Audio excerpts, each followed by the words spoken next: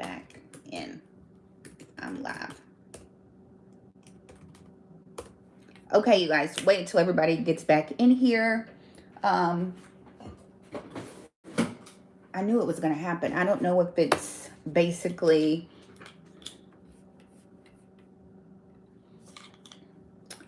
when y'all, welcome back. This is part 2. This will be part 1 if you're watching the replay, you guys, because I have Wi-Fi issues for some reason after a certain amount of time. No idea why, because I'm usually right next to the router, but who knows? So let's wait for everybody to get back in here, and they'll start seeing that I'm live. There you are, Minnesota, Rosemary. I told you, I got it up and everything. I should just start going directly from the phone, but I try to share my screen, but we don't even make it that far anymore, do we? We don't even make it that far. So let everybody come back in. Let me do this introduction real quick, you guys, because this is the video that people will see. Welcome. So you guys, I'm Ashley Pickens here in Memphis, Tennessee. I've been in real estate since 2006. Welcome. I have been live last night, tonight, and I'll be live tomorrow. I've been a real estate agent since 2006. I've also been a real estate broker over an entire firm. But y'all know me as your auction mama, right? I auction off foreclosures at the courthouse. I am the one that says going once, going twice, sold. That is what I do for foreclosure attorneys and trustees here in the South, right? So now we're back. So when you watch this, everybody knows what's going on. We are here. We are live. I'll let everybody kind of get back in here. Welcome, you guys. It's Saturday. So much going on across the country. I encourage you, if you are a real estate agent, to at least reach out to your clients, past clients, your community, and let them know if they're facing some kind of hardship, loss of income, loss of job, to reach out to their lender. I said it today on my video on Instagram. I posted in my stories.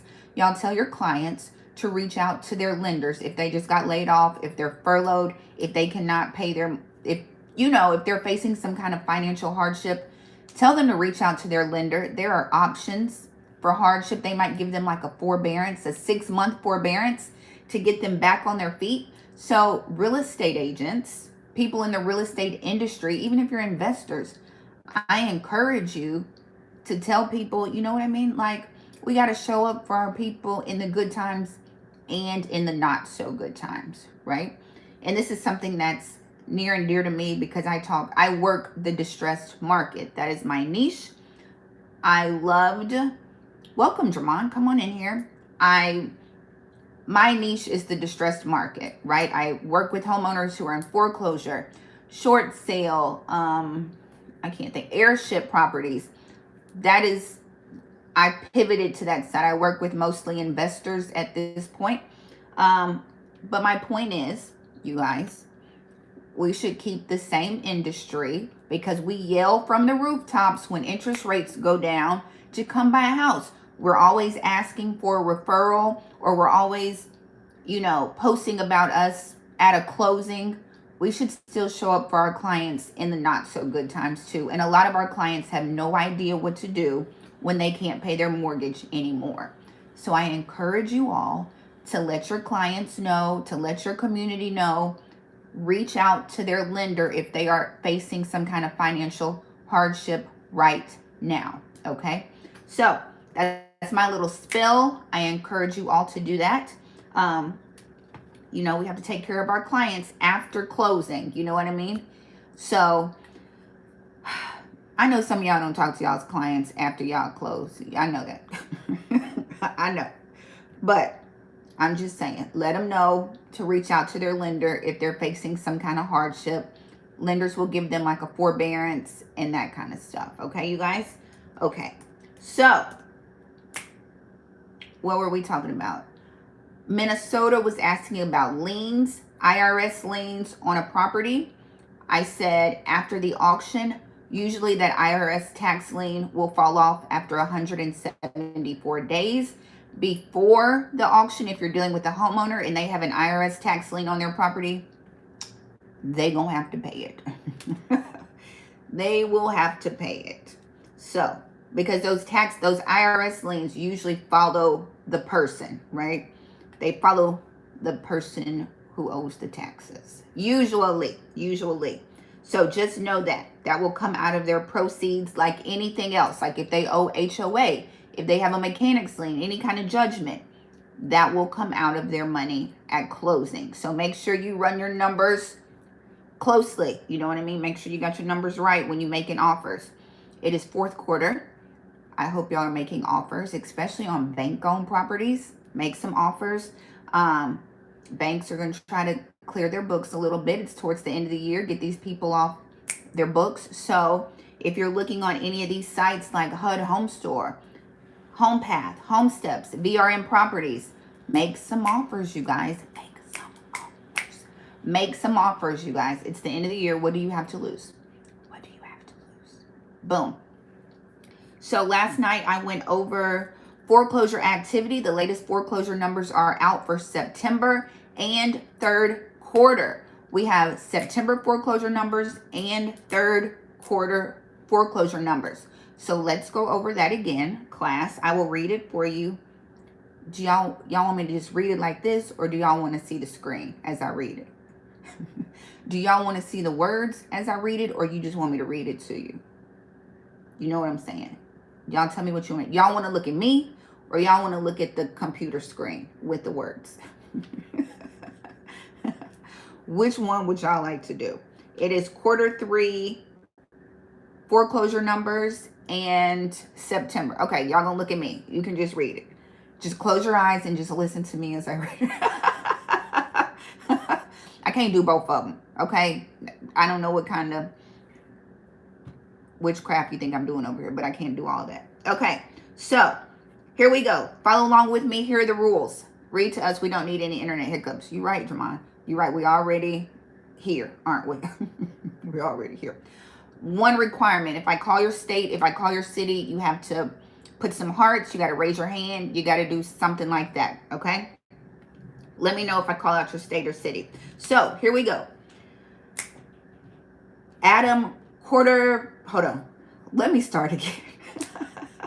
Okay, so the foreclosure market report, which was just released, shows for quarter 3, 2025, we had a total of 101,513. 101,513 properties with a foreclosure filing during the third quarter, up 17% from a year ago. Real quick, foreclosure, 3 phases of foreclosure, you guys, okay? The first phase, homeowner gets behind on their mortgage about 3 months. The lender files that notice of sale. That's the first filing, first phase. Second phase, the auction is scheduled. The third and final phase, the lender repossesses the property and it's an REO property. So we had 101,000 properties somewhere in one of those 3 phases, okay, for quarter 3. So the report also shows 35,602 properties with foreclosure filings in September, up 20% from a year ago, this same time a year ago, okay? So let's talk about cities and states with the most new foreclosure. Foreclosure starts, the first phase.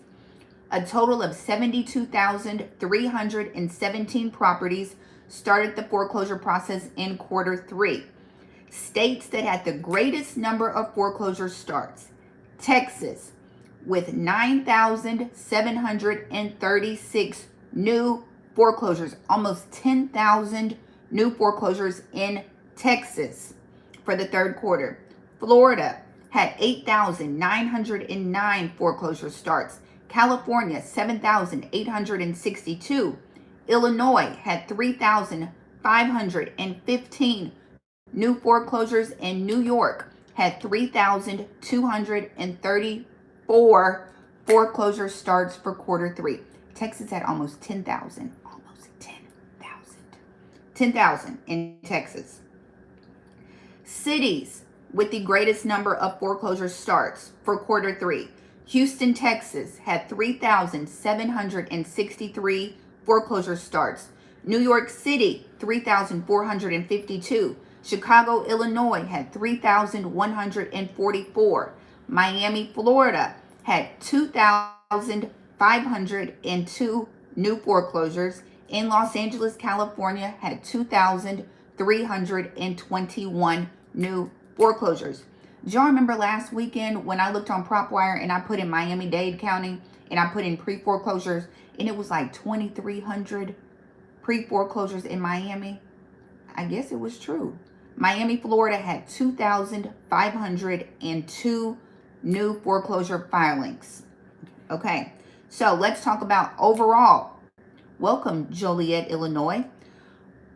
Overall, in the country, highest foreclosure states: Florida, Nevada, not Nevada, Nevada, South Carolina, Illinois, and Delaware. Y'all, what's going on in Delaware? What is it? A lot of like federal government jobs in Delaware? Is that what's going on, you guys? Delaware is like in the top. I don't usually see Delaware. You know what I mean? So those are the states. Cities with the overall worst foreclosure rates. We have Lakeland, Florida, Columbia, South Carolina, Cape Coral, Florida, Cleveland, Ohio, and Ocala, Florida. Those are the smaller cities. Let's talk about bigger cities with at least 1 million people. Out besides Cleveland, which is at number 4, Jacksonville, Florida is number 6. Las Vegas, Nevada. Las Vegas, Nevada is number 9. Houston, Texas is number 14. And Orlando, Florida is number 17, you guys. Okay, we're on to the third. Did I call y'all states out? Y'all not saying nothing. Y'all just listening to me read. That was not the agreement. Y'all was supposed to say, are y'all just amazed at the numbers? Is that what it is? So, yeah, nobody lives in Texas or Florida or California. Y'all just listening to me read. That's what y'all are doing. Okay, that's fine. I did tell you to just close your eyes and listen to me. I understand that's where we are. Okay. Fair enough. Because I haven't seen a heart, not a hand, nothing go up. Okay. So, third and final phase, we're talking REO properties. Okay. Thank you, Ron, in Newport Beach, California. Thank you on the West Coast. Good morning. I know y'all just woke up over there on the West Coast. Good morning. So, bank repossessions increased 33%. So, lenders repossessed 11,723 properties through foreclosure in Q3. I think I'm going to move to the place with the most work to get my first deal. Come on, Minnesota. Taking notes. That's okay. I understand, Maritza. That's okay. You can take notes. That's a good response. That's a good response. So 11,723 U.S. properties through foreclosure in Q3, up 33% from a year ago. So these banks honestly have not started taking back houses. I mean, they're slowly. It's a trickle, right? It is a trickle. They honestly aren't. We're at 11,000. So states that had the greatest number of REO properties. Q3, Texas, 1,288. California, 1,132. Florida, 762 REOs. Pennsylvania, 708. And New York had 644 REO properties. So we are talking REO properties. Y'all know when I'm on the phone, we get all kinds of comments. So, y'all, I tell you, I know y'all see exactly what I'm talking about, but you know, I can't like filter people when I'm on the phone, you guys. I can't filter it. So, properties, oh, we got that. We got Pennsylvania, 708 REOs. New York had 644 REOs. My husband is home from Miami. He's listening, walked up and saw you and said, nice to look at you. Thanks, you guys. Okay, so that's REOs. Those are all 3 phases of the properties. Now, let's talk about foreclosure timelines across the country. Okay, foreclosure time. How long it's taking the average home to go into foreclosure. Okay, is Georgia on? Shoot, they will be popping up on the list, and we can go over like the top 20. They have those top 20 states and counties, but Georgia's auction list is so long. Like, y'all's foreclosure list is ridiculous. If I was in Georgia, I would work that pre-foreclosure list like my life depended on it, because y'all only auction once a month, right? The y'all only auction the first Tuesday of the month. So you have like the whole month to talk to people and try to help them out. I live in Memphis, y'all. We auction every single day of the week. We auction every day. Foreclosures every day. But Texas and Georgia, y'all only auction once a month, you know? So yes, absolutely. Y'all, I know y'all see what I see. Okay, hold on. Okay. Hold on, you guys. I know y'all like Ashley. Y'all just have to bear with me a second. Okay, so now let's talk about average timelines. The average property has been in the foreclosure process for an average of 608 days. 608 days. Y'all, that's over. What's 608 days? That's a year, right? A year and, yeah, almost 2 years, right? So let's talk about the states with the longest average. Can y'all imagine not paying your mortgage for like a year or 2 years? States with the longest average foreclosure timelines for homes foreclosed in Q3. Louisiana, you guys, Louisiana. The average timeline for foreclosure in Louisiana is 3,632 days. 3,632 days is how long the average property is in foreclosure in Louisiana. 3,600, isn't that like 10 years? It's like 10 years. Nevada, 2,667 days. Rhode Island, 1,929 days. New York, it takes 1,867 days to foreclose. And Hawaii, it takes 1,710 days to that's the average foreclosure timeline. States with the shortest average foreclosure timelines: West Virginia, 135 days. You guys, 135 days. Texas, 154 days. Virginia, 160 days. Wyoming, 165 days. And Montana, 174 days. So, of course, there will be a difference between judicial, non-judicial states, right? If you live in a judicial state, it can take a long time because you go to court, you can contest it, you go to court multiple times. So I'm assuming a lot of these states are judicial states. And like I always say, Louisiana, 1 in 8 properties in Louisiana are upside down, are underwater. Y'all don't pay attention to any of the comments. Y'all know if I can see it and stop it, I will, but don't worry about the comments. We'll figure it out. So Louisiana, 1 in 8 homes are underwater.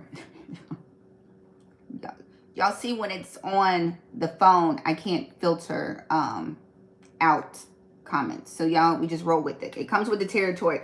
Don't let that discourage you from getting on YouTube. Y'all, you see, you'll always get crazy comments. Don't let that discourage you. Just record your videos and post them, okay?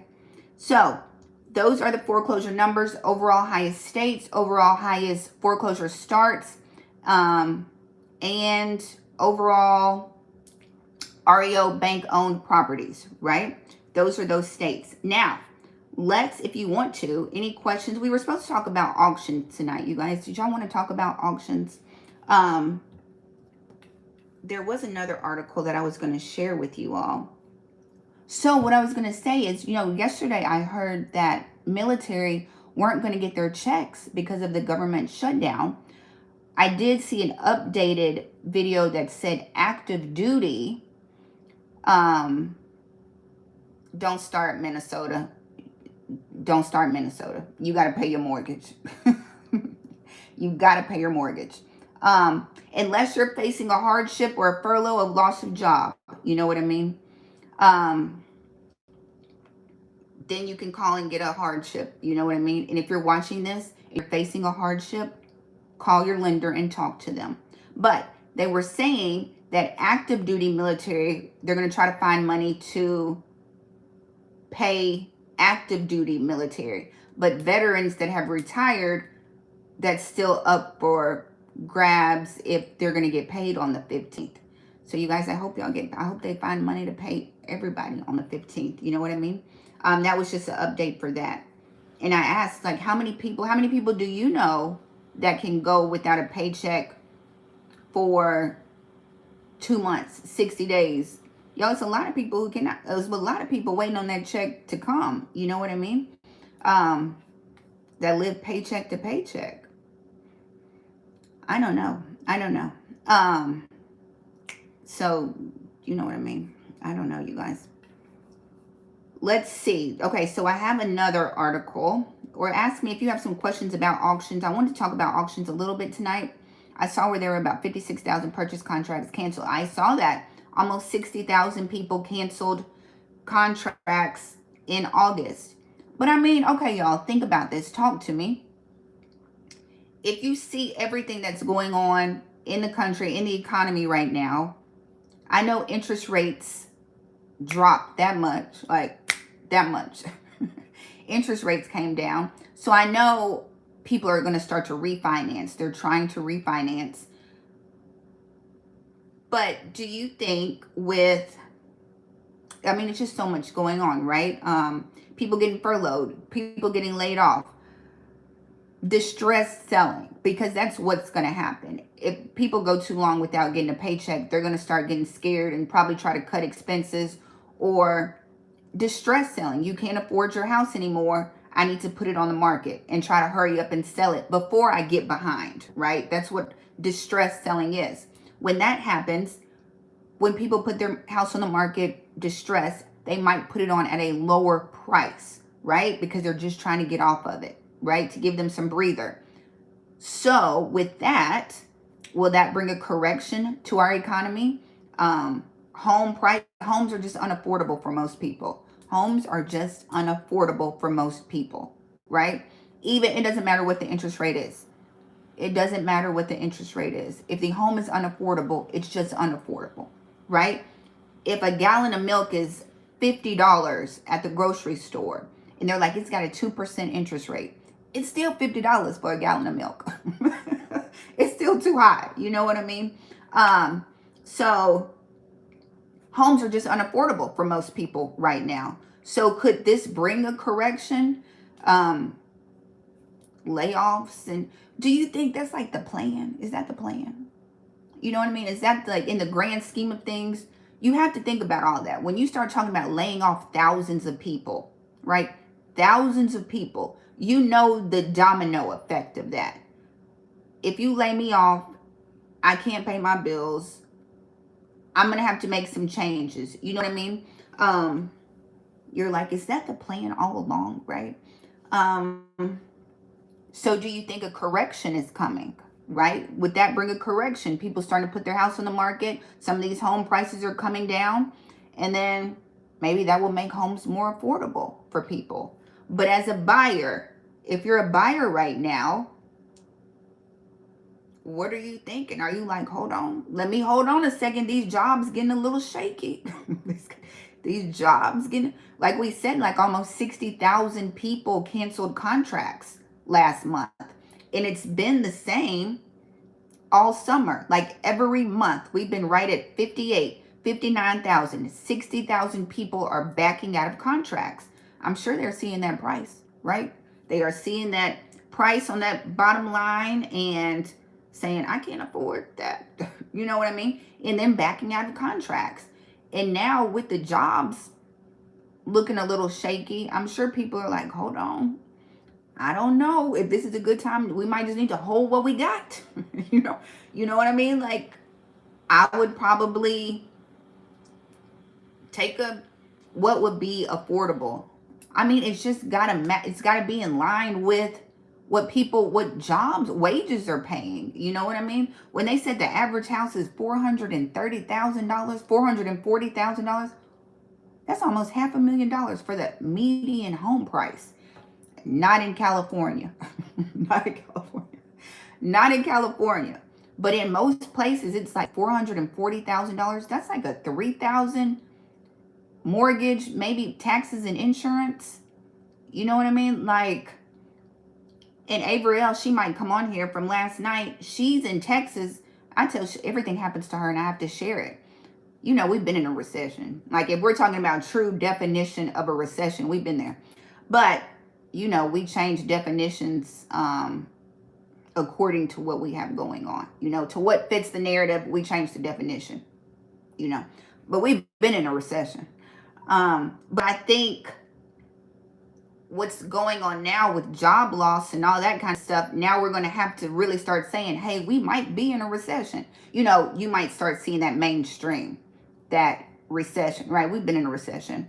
What, 2 quarters of consecutive, you know, what, GDP, negative GDP? We've been there. We've been there. So, but I think now mainstream media is going to start saying, we'll start acknowledging, okay, we might be in a recession. With these jobs, with thousands of people getting laid off, you guys, that might be the little kicker to be like, okay, no, it's not like 2008. You know, nothing's like 2008. Nothing's like, no downturn is ever the same. The dot-com bubble, every time we have a downturn in the market, it's something different, right? We've never had COVID, though. We've never shut down foreclosures for 2-3 years, right? Every downturn is different, right? So it won't be 2008. It'll be 2026. You know what I mean? But I don't know. But I think things are starting to get real interesting here around. We will see some, for sure, distress selling, for sure. We got people who haven't paid their mortgage in 5 years. We have millions of people who have not paid their mortgage in 5 years. I think one report, HUD was saying we had 6 million people behind on their mortgage. Y'all, I think it's more. I think we close to 9 or 10 million people behind on their mortgage. I would gather to say, and especially with everything that's going on now, furloughs, people getting laid off, we definitely close to 9 or 10 million people behind on their mortgage. 10% of FHA loans are in default right now. 10% are in default right now, right? And so can you imagine what's going to happen when people can't pay? You know what I mean? When people aren't getting paychecks and property taxes, that's what I was going to say. Thank you for reminding me of that.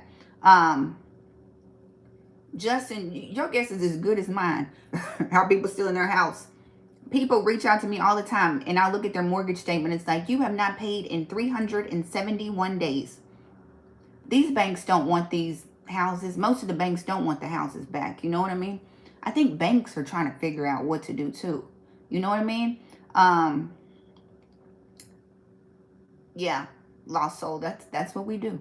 I think everybody, you know what I mean? When you look at everybody's position, everybody's trying to figure out what we should do, right? None of us have ever lived through COVID, right?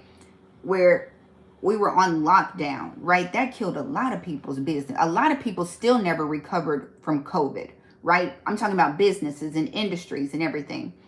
We've never stopped foreclosures for like 3 years. I'm going to say 4 years, because we still haven't started foreclosing like we usually do. You guys, in a normal year, in a normal, regular market, we foreclose on 1 million people a year. In a normal real estate market, I'm talking about pre-COVID, okay? 1 million people a year go into foreclosure. We foreclose on 1 million people. We stopped, think about that. We stopped foreclosures from 2020, 21, 22. Y'all, we still have not kicked up foreclosures like how we usually do. In the pipe who just have not, who are just sitting waiting to see what happens. You know what I mean? It's people like just haven't paid, you know, who haven't paid since COVID. So think about that. We've been removed from COVID for 5 years, and we have not kicked up foreclosures like we usually do. And I feel like it has to do with banks not knowing what to do. You know what I mean? Like, we know commercial real estate is in the tank, right? Banks are looking at their books like, if we start foreclosing on people, you know, banks have a lot of non-performing loans going on right now, right? that's why they're bundling them up and selling them to hedge funds. But I'm sure banks are like, what are we supposed to do? You know, we don't want all these houses back. These people aren't paying their loans. That's how banks start collapsing, right? Think about it. That's how banks start going under, when people start paying. I think banks are just kind of trying to hold on. But with unemployment, with people getting laid off, like, there comes a point, a breaking point, where banks are going to have to be like, we've got to do something, right? I don't know. And if there were foreclosures, right? If foreclosures were to come, is this, and y'all know I don't care either way, is this an administration that would help homeowners in foreclosures? Is this an administration that would bail banks out? You have to think about that. Is this an administration that would give out stimulus or give assistance to homeowners who have mortgages? Like, all those are things that you have to, like, what would stop foreclosures from happening? So, but these banks, let me tell you, these banks are trying to work with people. They do not want to take these houses back. Y'all, I had an attorney call me. I was going to the courthouse to auction off a property. The attorney called me and she said, oh, baby, squatters, y'all, I don't think this administration giving out any money. I don't think they gonna pass out any stimulus or anything. Y'all, you have to agree on stimulus. We can't agree on nothing. You got to get it. We can't agree on stimulus. I don't think we're getting mortgage assistance. I don't think anybody would get any kind of assistance. Maybe they would bail some banks out, but I don't think it would be like 2008 bailout. You know what I mean? No, I was going to say, I was headed to the courthouse one time and an attorney called me because I was going to auction, and she was like, have you talked to the homeowner? And I was like, I tried to call her. She said she was going to call me back. I'm like, I'm headed to the courthouse right now. She was like, try to call her back and see if she want to work something out. I'm like, I'm headed to the courthouse. So, I mean, some of these banks and attorneys are not trying to foreclose on people. You know what I mean? Because what they going to do with the house? Now, they have to keep up with the house and make sure it's not vandalized and squatters and clean up. Banks don't want to do that. You know what I mean? Banks don't want to do that. I heard that game of cats. What? Crypto? Bitcoin? Something happened. Wiped out a whole... I saw that. Y'all know I don't really follow it, but I saw... We had stimulus during COVID. Good time to sell everything and pile up cash. Has anyone tried to offer the bank a deal on single properties of the BPO before the bank's package non-performing loans? You have to get together and you're going to have to buy a bundle of them together. They won't just give it to you one for 30 to 40% off. Maybe closer to the end of the year. You never know. Yeah, now, what are we talking about? Property taxes. Abrielle, she's on here. Well, she might get on here. She's in Austin, and she just got her mortgage statement, and it said her mortgage was going up to, her mortgage was $1,675. She just got a statement in the mail saying it's going up to $2,250. $1,675 to $2,250. Y'all, what the hell? What the heliante? Who can afford that? You know what I mean? Who can afford your mortgage going up from $1,600 to $2,200? What? And she's down there in Austin, and y'all, crazy. And she came out of her house the other day. I know Abrielle. I need Abrielle to start going live and posting on social media is what I need her to do. But she came out of her house the other day, and it was a moving truck across the street, right? Moving truck, neighbors moving. So she goes across the street, and it's like, I didn't know y'all were moving. Don't you know her neighbor was like, we can't afford our mortgage anymore, and we're going to an apartment. Abrielle was like, hold on. Let's get on the phone with your bank, right? They got on the phone with the bank, and they ended up giving those homeowners like a forbearance because they lost their job, right? And the moving people, the homeowners like told them, because they had hired movers. They were like, take everything off the truck. We're going to stay. They were like, get everything off the truck. We're going to stay. But she just went across the street and talked to the mortgage company, and they offered them like a 6-month forbearance. And so, but they were about to leave their house. because they couldn't afford their mortgage anymore. And I'm sure their taxes had gone up. You know what I mean? But y'all talk to your banks. Talk to your banks. Everyone look at him and say he's fighting for good fight. I heard somebody was trying to get rid of property taxes. Also of the South. Nice city, but it's expensive. Everything in Texas, though, y'all. Texas, y'all are at the top of all the foreclosure lists. All of them. Houston, Dallas, San Antonio. Y'all are at the top of every single foreclosure list. Can people get a forbearance when they have a conventional loan? Call them and see. It depends on your lender.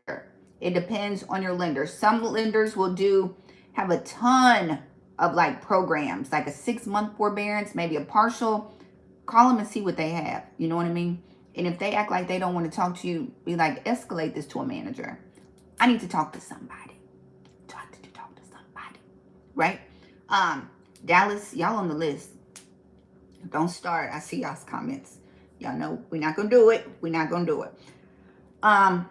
But agents, I encourage you. I keep saying this. If you're a real estate agent, real estate professional, let your clients and your community know if they're facing a hardship to talk to their lender. Okay? Let's keep the same energy that we use at the closing table in the good times as in the not so good times. Okay? Keep the same energy. So, what's the first bill people miss when they lose their job? We talked about this last night. What's the first bill do y'all feel like people stop paying? I think it depends on the person, honestly. It depends on the person. I see a home been on the market over 4 months. Y'all know, homes are sitting. They are sitting.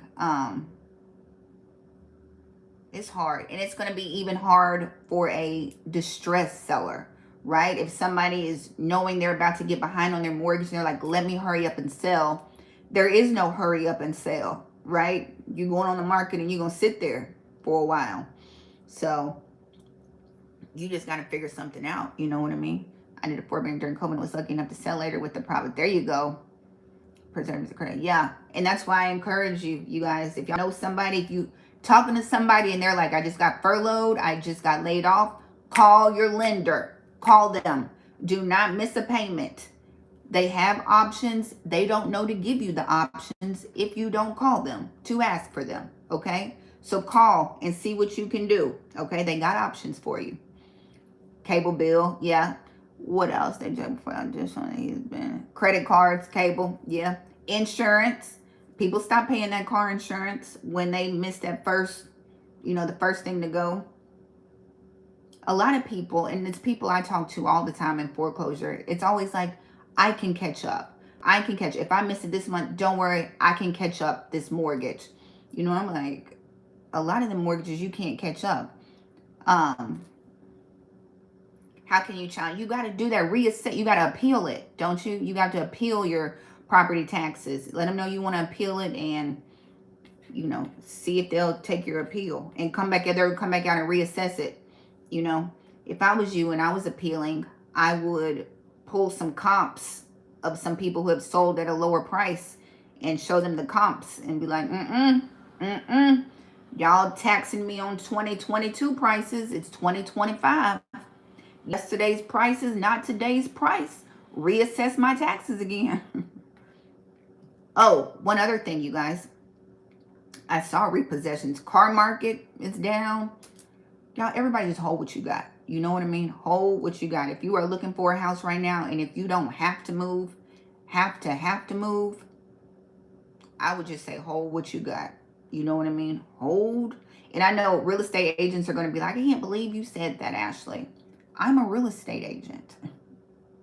I work on the distressed market, though, right? So I see what's going on. If you don't have to buy and you're not getting an incredible deal, right? Hold what you got. Hold what you got, right? A change gonna come. I believe in our real estate housing market for sure, right? And I guess if you were to buy, which you hate to say, if you had to buy, I guess you would kind of go new builds, like a new house. But these builders be so janky, you know what I mean? But the builders are offering the most incentives to buy the, rate down, ask for everything. They'll pay your closing costs. They'll do, I just don't know what to tell you to do. If you had to buy right now, like if you were like you had to buy a house right now. But I mean, who has to buy a house right now? Like, are there people that have to buy a house? I guess if you move, I don't know. But I guess if you had to buy one, just be smart about it. You know what I mean? Negotiate, negotiate, negotiate. That's all I can say. You know what I mean? Because I don't know who has to buy a house right now.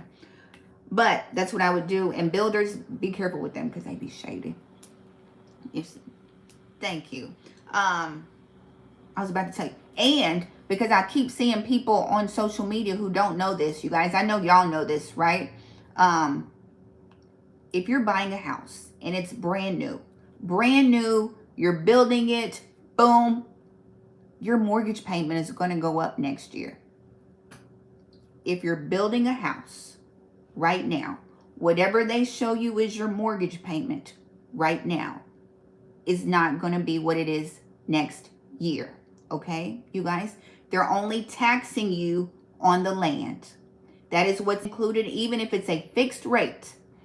Your mortgage payment right now, right, is the land. They have not calculated your tax payment based on the building, the house yet. You're only paying taxes on the land. Next year, when they reassess, it will be the land and the house. And your mortgage payment is going to go up. Does everybody understand that? Does that make sense to everybody? Your mortgage is going to go up if you have a new build. I don't care what they say. I don't care if the lender says no, if your real estate agent says no, if the closing company says this is it. Hear me. Your mortgage is going to go up next year. Okay? And if you're like, Ashley, how do we know? How can we kind of estimate if it's going to go up? What I would say do, as long as you're not the first house in the subdivision, find a house in the subdivision that's been there at least 2 years, right?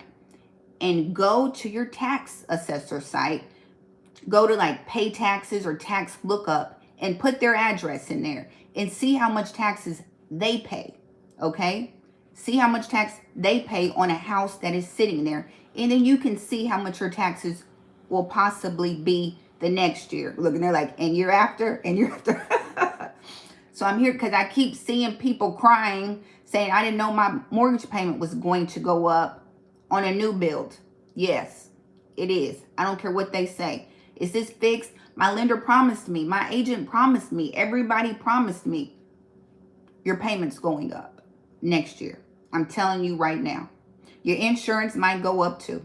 That's the only thing fixed is principal and interest.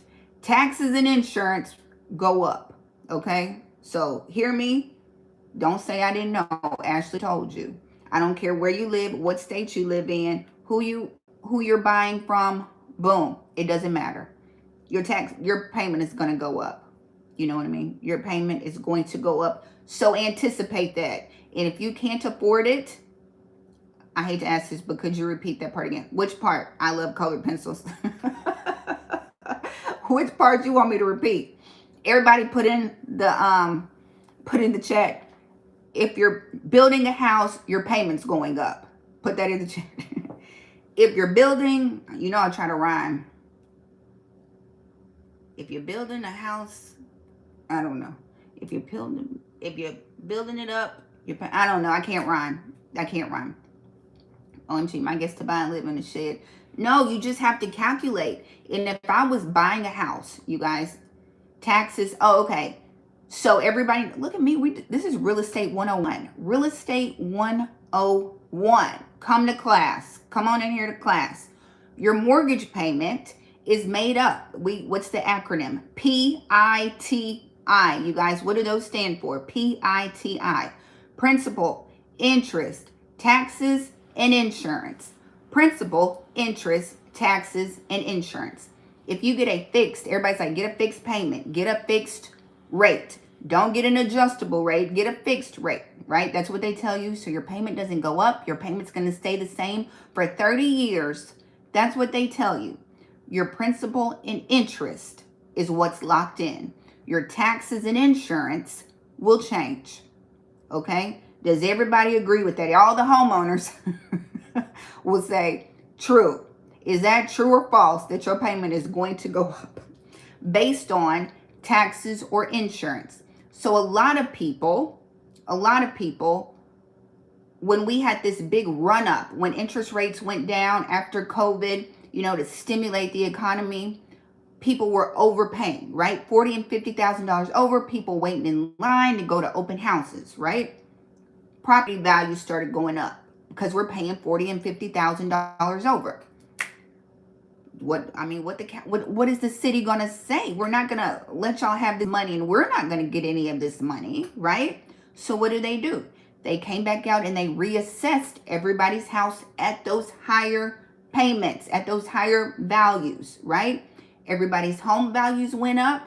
Everybody's property taxes went up, okay? And that means your mortgage payment went up, okay? That's how that happens. If anything, if you know, in Florida, California, these places with wildfires and floods, home insurance, y'all, that goes up, right? They'll raise your your property insurance. They'll raise your taxes. That is all part of your mortgage. So like I said, my friend in Austin, her mortgage payment was $1,600. She just got her notice in the mail that says her new mortgage payment will be $2,250. $1,600 to $2,250. So, you know, I don't know what to tell you.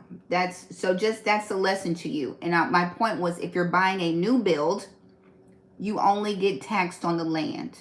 After a year, they will tax you on that property. So your mortgage payment will go up if you're buying a new house. So understand how that works. And if you're watching me, I know a bunch of y'all are watching me. There's about 100 of y'all on here. I don't care what your real estate agent is telling you. I don't care what the mortgage lender is telling you. Your payment is going to be this. Hear me. Your payment is going up next year. Your escrow is going to be short next year. Hear me. So, and then when it happens, you're going to be like, Ashley said that. Ashley told me, my auction mama told me that our escrow was going to be short next year. So, and then if you got to pay PMI, that is a whole scam out here. Look, I'm not going to even get on PMI. I'm not going to even get on that. No, Justin, you're going to buy a house, but you're going to buy it at a discount price. You're going to get it at the right price. You're not going to overpay. We're not going to emotionally buy a house, because that's not how you buy a house, right? You're not going to do that. You're going to get a great house, great neighborhood, great price, right? That's what you're going to do. What we're not going to do is trade places with somebody in a bad situation, which a lot of sellers are in a not great situation right now. They don't have any equity. If they sell at what they paid, they'd probably be upside down with commissions and closing costs and what they owe on the house. They probably don't have any money to move. You know what I mean? But we're not trading places with people in their situations, okay? Now, I found another article real quick. Let's do this. But everybody understand? Y'all understand how this works? Boom. Your auction mama is looking out for you, okay? Okay. I'm going to tell you the truth. How many other agents do you know will come on here and be like, you probably need to hold what you got unless you just have to move right now, or you're in a situation where you're about to lose the house. You know what I mean? If you're like, I think 2026, we're going to see some foreclosures coming out here, like second quarter 2026. They're going to start pushing some foreclosures out. How much longer can banks hold on, you guys? And I think we just keep stacking. What is this, like Jenga? What are we? Have we unlocked another level of, what's that movie? Jumanji. We just unlocked another level of Jumanji. But no, like Jenga, we just keep stacking. The real estate market already kind of shaky. Let's lay off thousands of people. Okay, now real estate market trying to hold on. Banks are like, hold on, we still trying to, we haven't come back from COVID. We still got people who haven't paid us. Don't lay off all these people who trying to pay us. And y'all know people who are buying houses right now, right? People who are supposed to close on their house can't close because the government is shut down, right? So these loans aren't getting funded. I'm like, it's just one thing after the next, and it's always something, right? It's always. So I know a couple of agents who were saying their deals aren't closing because the government has shut down, and so they can't close on their house. I'm like, maybe if it's not one thing, it's another. That's what everybody said. If it's not one thing, it's another and another. You know what I mean? So like I said, we playing Jenga, and half the pieces are missing at this point, right? We just being, they said the stock market is being propped up by AI. Y'all know, I don't know. But they said that's the other bubble that we're watching, that the stock market is all AI and not really real things, or I don't know, thrift store. That's what we're playing with, all the pieces missing. I don't know. Y'all see that we got, y'all go from subject to subject, right? So y'all know I watch Bloomberg every single morning. I watch the finance. I can't watch local news because y'all know I live in Memphis. So y'all know what our local news is like in Memphis. So, because the National Guard is here in Memphis, right? But I watch the finance news. I have to know what's going on in finance, right? So there, you know, they just gave OpenAI this $500 billion evaluation. AI, what is it? ChatGPT or whatever, just got a $500 billion evaluation. But they're trying to see why the evaluation is so high, or if it's just like a bubble, right? Because they're saying that ChatGPT, meanwhile, while everybody's on ChatGPT, they're only converting 2% of their users to the paid platform. So the majority of people on ChatGPT aren't paying for it. Everybody's on the free version, right? So that's where the commentators were like, well, where is this evaluation coming from, right? So I don't know, y'all. I don't know, you know, what's going on, but I feel like we are definitely in the Jenga / Jumanji game. We in J&J. Jenga and Jumanji.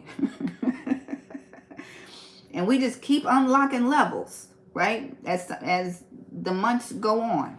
So I don't know what 2026 is going to look like, honestly. You know what I mean? Just call us Jenga and Jumanji. We all characters in the game. We all just trying to stay. This is Jenga, Jumanji, and Survivor. we all just trying to stay alive at this point. And Fear Factor. All of them wrapped up in one. This is America right now. Jenga, Jumanji, Survivor, and Fear Factor.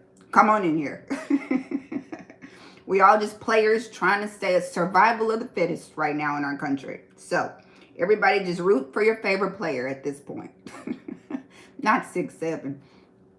Okay, you guys.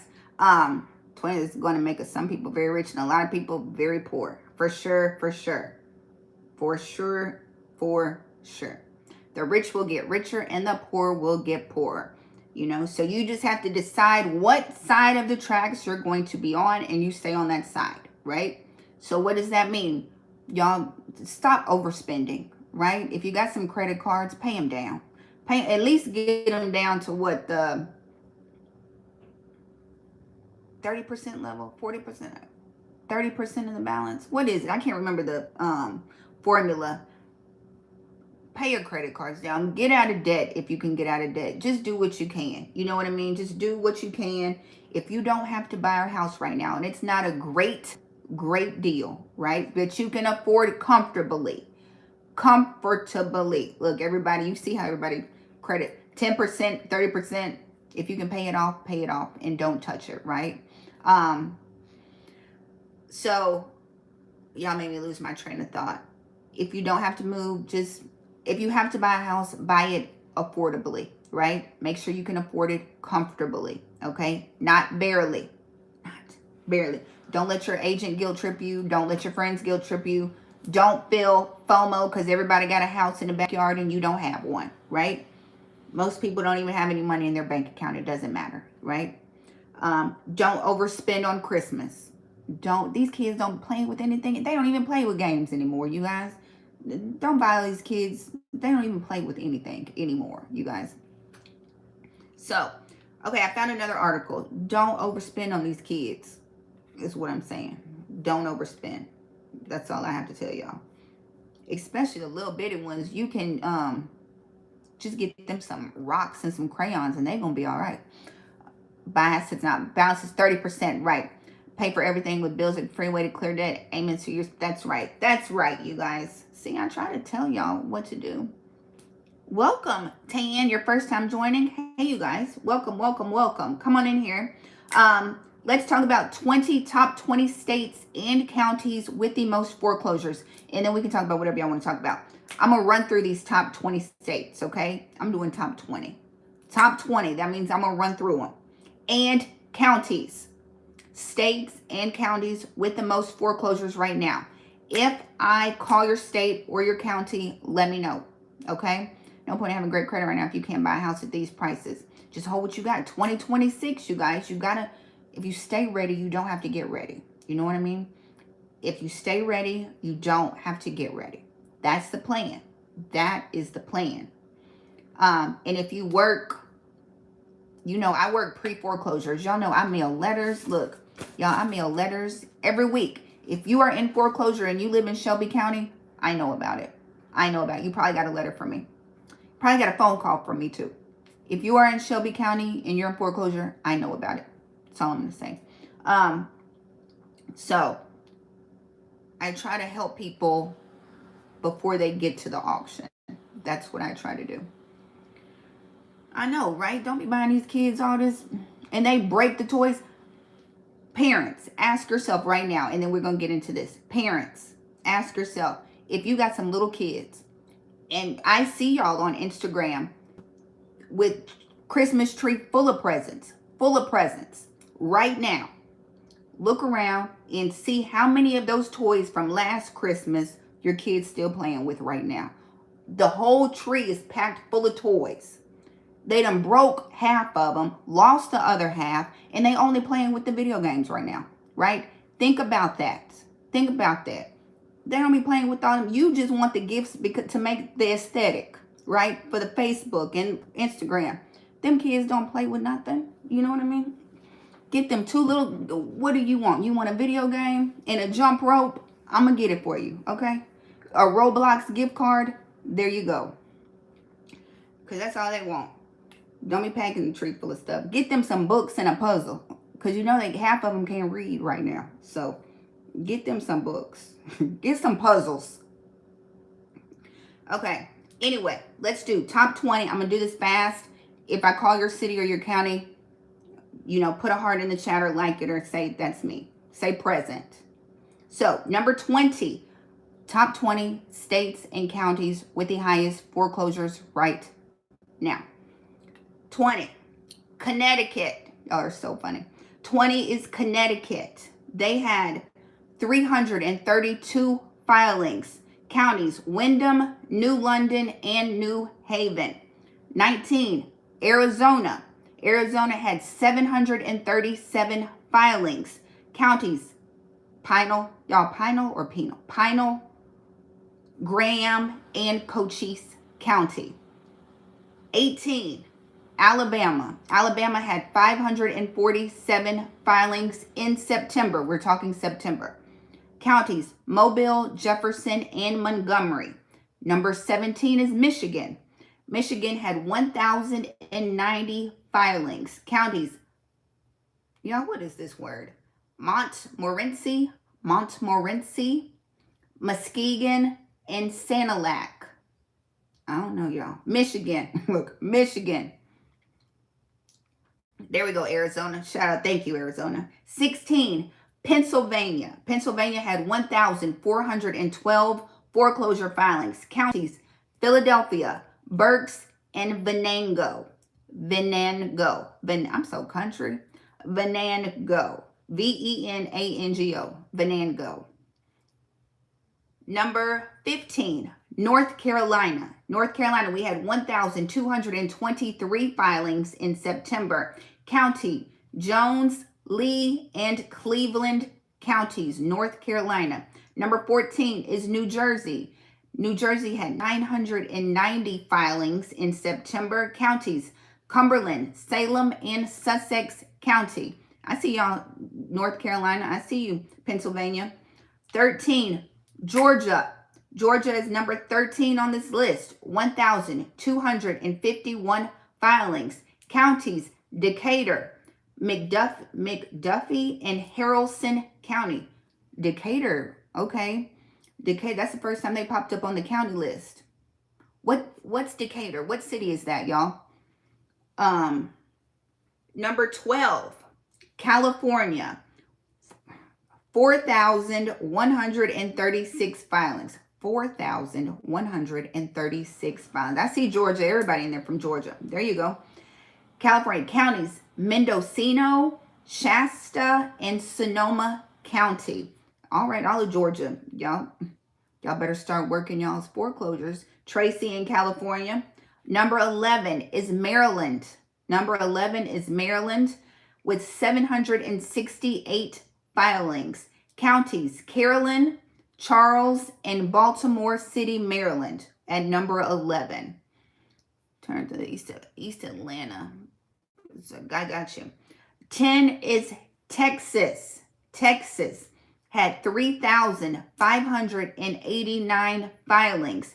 Counties, Liberty, Johnson, and Martin, and Harris. Look, I'm going to name the counties that I know in Texas that's got, what's Harris, what's Dallas County, what's Austin's county, and what's San Antonio's county. What are those counties? Because y'all on the list. Y'all on the list.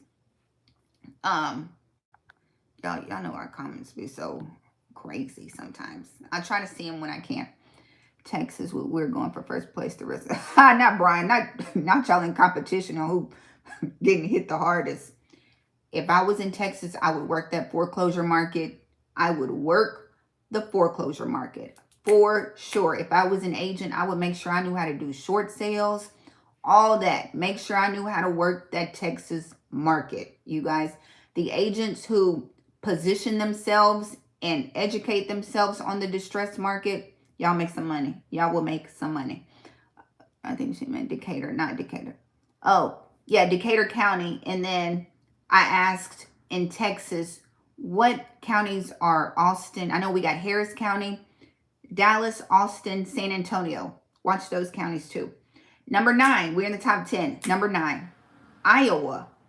Not Iowa.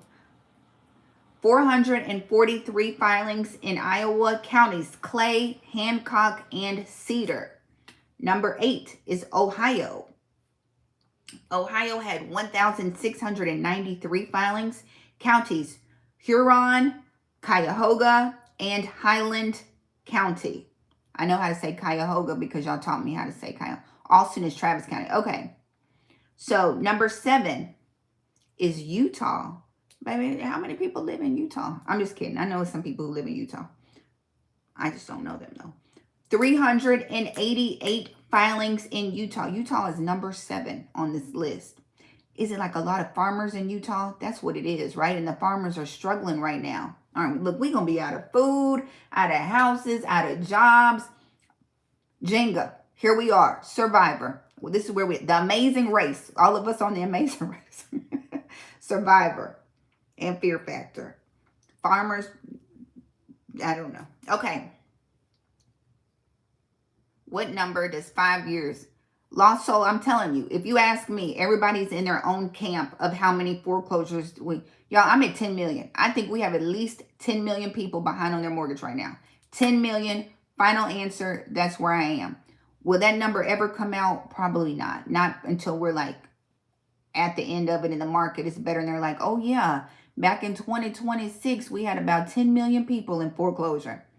You know what I mean? If you were to ask these big Bank of America, Wells Fargo, all these big banks to pull their defaulted numbers. Tell us how many defaulted loans do you have? It's going to be over 10 million. But will they ever do that?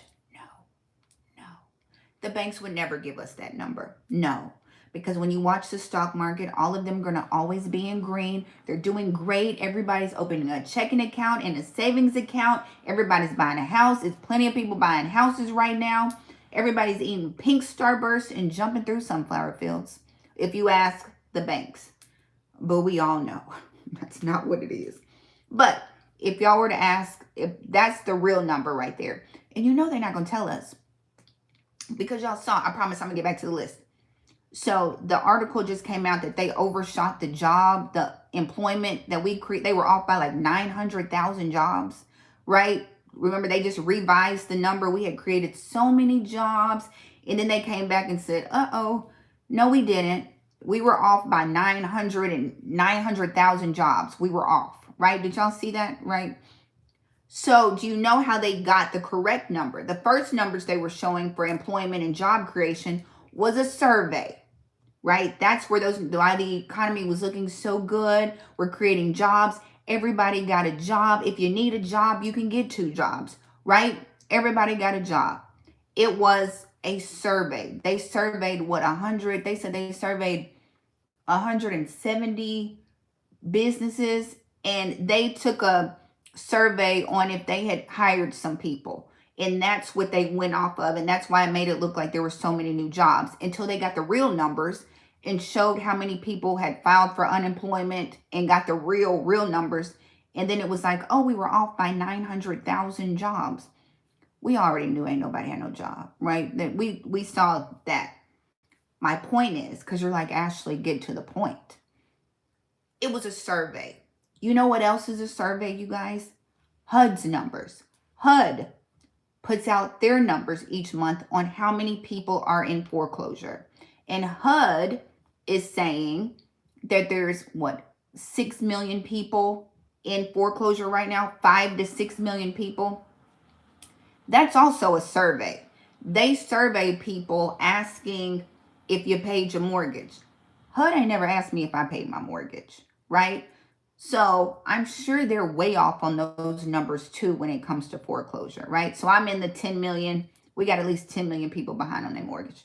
So what are y'all talking about down here? But remember, 2 undocumented people, not even counting. So yeah, Austin, Texas, Travis, San Antonio's.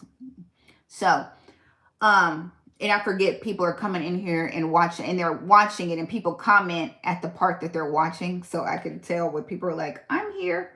I know. Okay, let's keep going, you guys. I already did Maryland, was number 11. Texas was number 10. 9 was Iowa. 8 was Ohio. I did 7. Utah. Here we go. Utah had 388 filings. Counties. Iron, Tuolumne.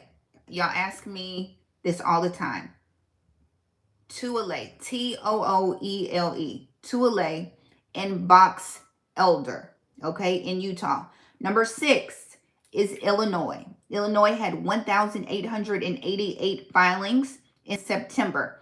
Counties, Montgomery, Marshall, and Rock Island. I'm sure Cook County is on there too. Cook County is on that list too, you guys. I've got friends who work the Chicago or right outside of Chicago foreclosure, and she is busy. Busy. It's a bunch of people in foreclosure. My property taxes went from $7,000 to $500. Oh, did you get a reassessed? That is good. Number 5. Okay, top 5, you guys. Number 5, South Carolina. Hello from Chicago. You know that's where I was born. Not Chicago. Number 5 is South Carolina. 833 filings. Counties, Lexington, Kershaw, and Allendale, South Carolina. Let me know if you're there in these counties. Number 4, Indiana. Indiana had 1,095 filings in September. Counties, Clinton, Vigo, V-I-G-O, and Pulaski. Number 3, we are at the top 3. Nobody is surprised by these 3. I am kind of surprised by number 2. Number 3 is Nevada. Not Nevada. Nevada. Number 3 is Nevada. They had 541 filings. Counties, Lyon, Clark, and Churchill in Nevada. Spartanburg. So I know Brian Spartanburg is usually on the list. This must just be overall highest foreclosure rates. But I think Spartanburg might be at the top. Yeah, Game of Cats. You know y'all in the top 3. You know y'all ain't at the bottom. You always gonna be right up there. So Spartanburg is usually on there. I did call out Spartanburg and Columbia. I think they were like top starts, foreclosure starts, I think. Number 2 is Delaware. Y'all, what is going on in Delaware? Is that the government jobs? Delaware, 197 filings. That's like all of Delaware, isn't it? How many people live in Delaware? I'm just kidding. Counties, Kent County, Newcastle, and Sussex County, Delaware. And number 1, Game of Cats, and everybody down there in our favorite state of Florida. Florida is number 1 on this list. Florida had 4,621 filings for the month of September. Yes, y'all down there in Florida. But y'all have the most houses on the market right now for sale too. Y'all got the most houses on the market. Y'all just got property taxes, insurance, hurricanes, crocodiles, iguanas, HOA. Y'all got it like a happy birthday. Happy birthday. So 4,621 filings for 1 month in September. And it's probably a bunch of people who are on the market who can't sell, right? It's probably a lot of distressed sellers trying to sell and going into foreclosure, right?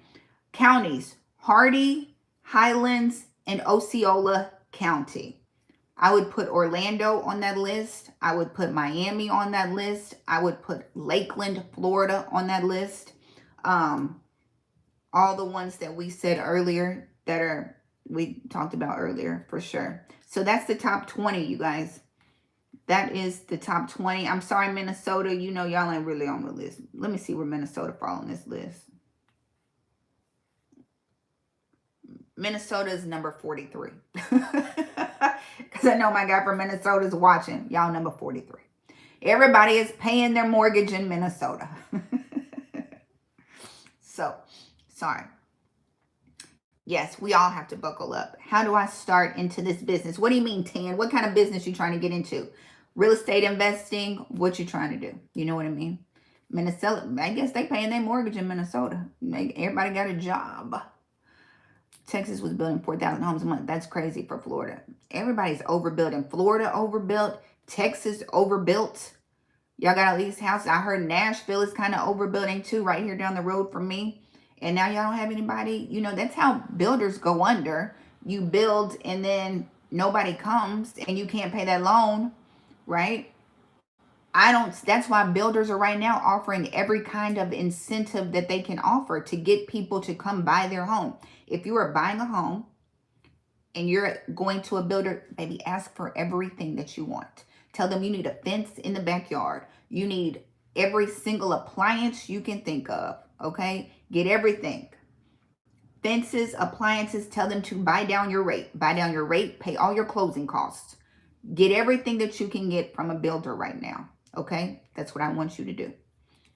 Average days on the market in ATL is 150. I believe that. Oh, you're in Lost Soul. Is it Pima or Pima? Like, is it Pima County or is it Pima County?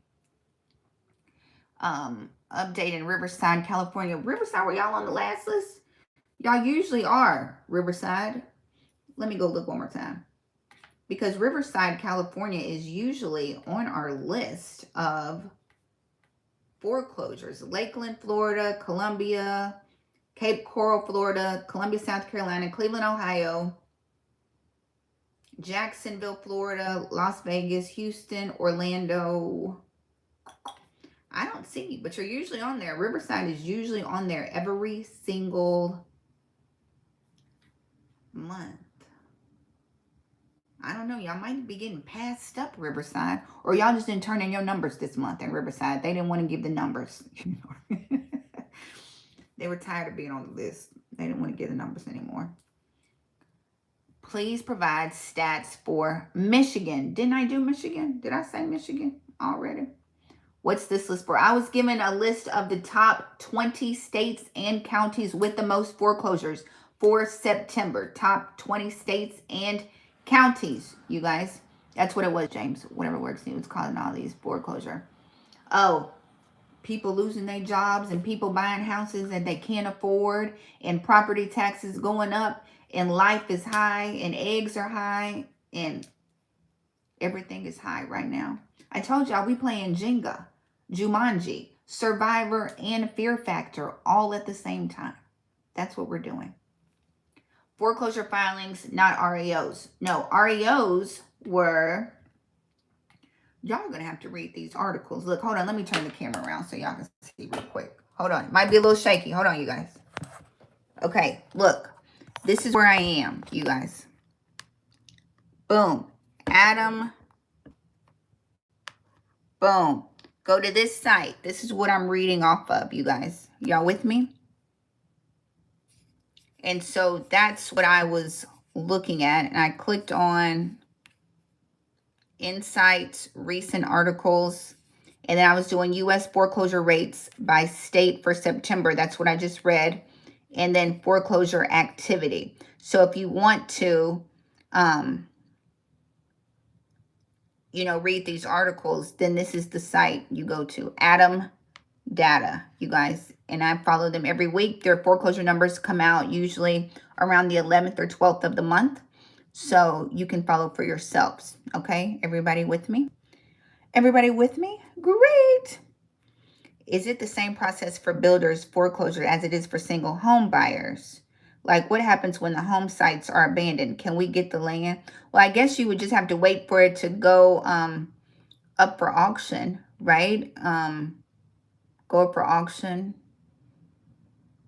Or try to, yeah, that's probably what it's going to be.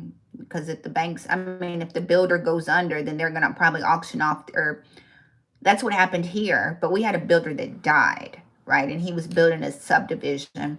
So they ended up putting up the properties that he had built and the lots that had not been built on, they auctioned them off is what happened here. So it would be probably the same process. Now, I know y'all are looking at, since I got the screen here, I'll try to show you. I'm on VRM Properties.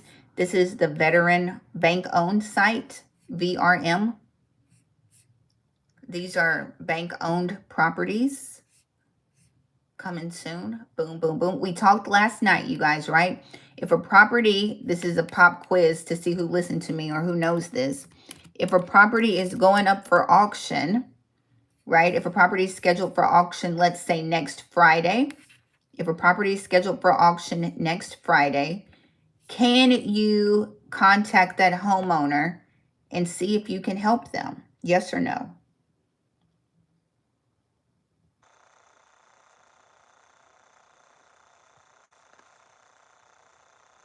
Yes. Thank you, Danita. Yes, yes, yes. Yes, and lead with love. Thank you, Miss MISSI. Come on. Thank you. And lead with love. Absolutely. Absolutely. All the way up until their auction date. Like I've told you before, an executed contract will usually stop an auction. You got to get that contract to that lender and they will postpone that auction for you. Okay? You got to get an executed contract. And if that homeowner has cursed out that lender 150 times, don't just call and ask for a postponement. You better say, I'm going to send you over a contract. Hold on. They're going to be like, okay, send me over something. So all this is Georgia. Georgia auctions the first Tuesday of the month. Their next auction is not until November 4th. So you can reach out to 3820 Northeast Roswell Road and see if they would like to, you know, sell possibly before their house goes up for auction. Understand?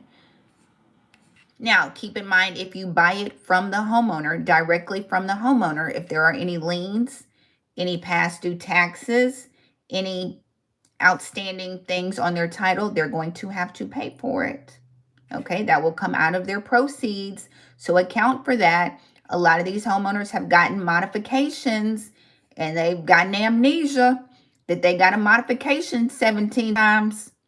Y'all, they got to pay that money back. Okay. So make sure, this is what I teach in the mentorship. Shout out to everybody who joined the mentorship last night. Y'all, a bunch of y'all. I guess I'll see y'all on Wednesday. Come on in. I have the 2-payment plan up. I lowered the price for y'all since it's the last mentorship of 2025.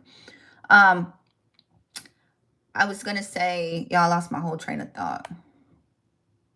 Modification. What was I talking about? Reaching out to homeowners. Modification. Y'all, I forgot what I was going to say. I lost my whole train of thought. No, this is auction.com, you guys. I'm on auction.com. And I was just, look at that one. Look at that opening bid. Opening bid is $65,000. Usually, for everybody in the back, the opening bid is the loan balance. The opening bid is the loan balance. Usually. Boom. Okay. So that can kind of give you an idea of sometimes how much they might owe their loan. That's what I was going to say, because I was talking about modification, you guys. If you're trying to do a deal with a homeowner, tell them to request their payoff. Request their payoff. You're going to have homeowners who tell you, I'm looking at my mortgage statement and this is what it says I owe. Miss Johnson, you done got 17 modifications, baby. Plus foreclosure fees, plus attorney fees. Order your payoff, or y'all's numbers are going to be wrong when you make offers. Everybody hear me? Everybody hear me? Mentorship link is in the description, y'all. It's in the description. Look under this video. We meet on Wednesdays at 7:30. Wednesdays at 7:30. Once you're in for life. That's how it works. I know every single person who is in my mentorship. I know their name. I know all about them. Every single person. Last night, one of my old mentees from my first mentorship 2 years ago was in here, Rudy. And he was like, it's me, Rudy. I was like, from New York, who bought a brownstone. Y'all, I know every single person in my mentorship. That's why I keep it small. But we're such a good community, for sure. We talk about BPOs. Half the people are certified REO agents, you know, so we just a good community that we share. The link is down below. Link is down below. But let me tell everybody really quickly before y'all jump in there. I teach pre-foreclosures. I teach how to reach out to the homeowners before they go for auction. You talk directly to the homeowner. That is what I teach. How to talk to the banks, that conversation with the banks, right? How to market to them, how to research, how to do all that, how to make offers. That's what I teach. So if you coming in there looking for something else, that is not what I teach you. Okay? Okay.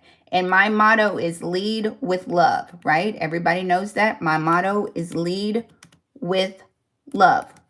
So I'm not going to teach you how to bully them or intimidate them or anything like that. You're going to lead with love and we build trust and then we go from there. Okay. So the link's down below, you guys. Check out the link.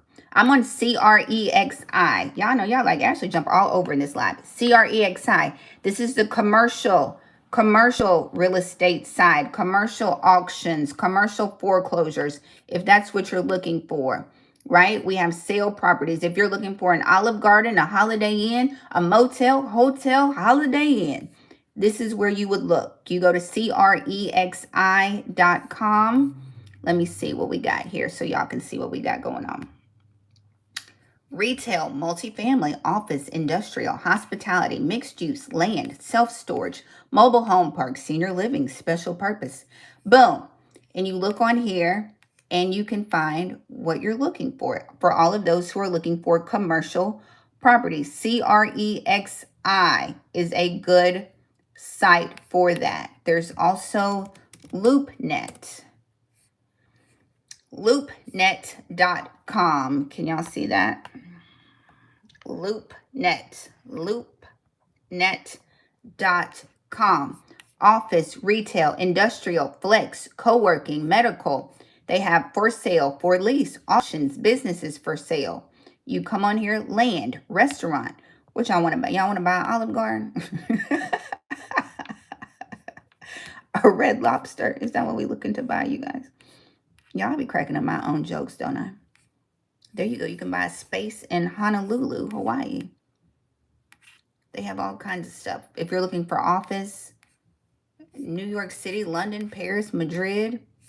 So, LoopNet, that's another good site. I was trying to think of the sites that y'all want from me.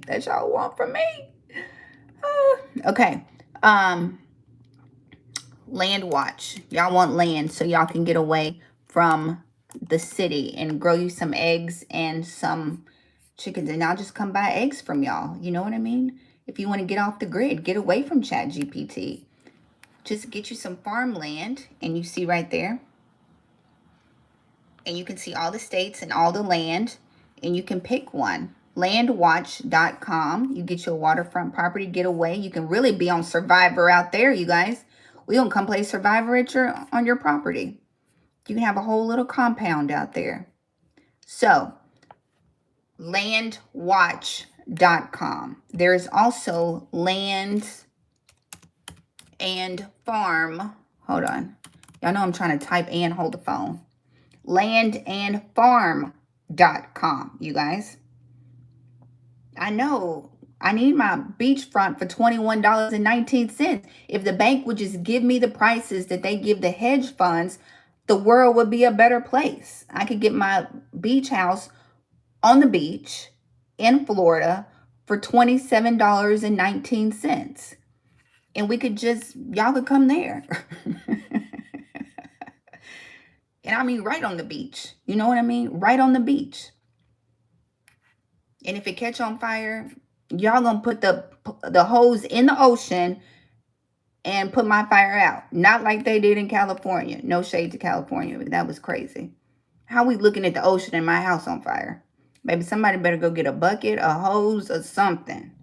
So anyway, that's not the point. But I would like my farmhouse for $22.17 is all I'm saying. Land and farm.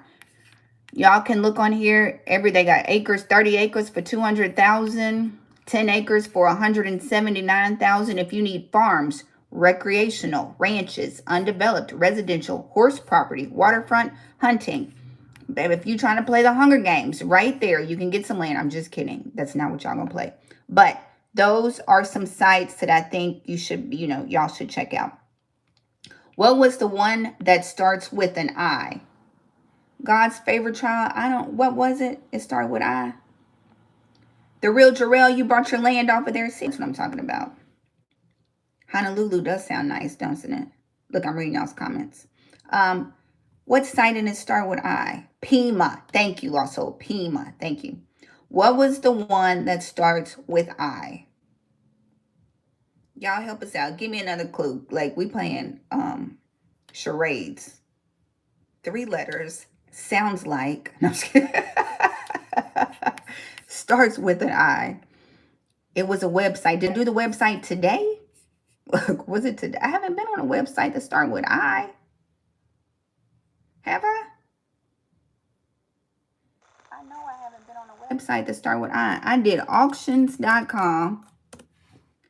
Then I went to CREXI. Was it CREXI? Maybe that was what you were thinking of.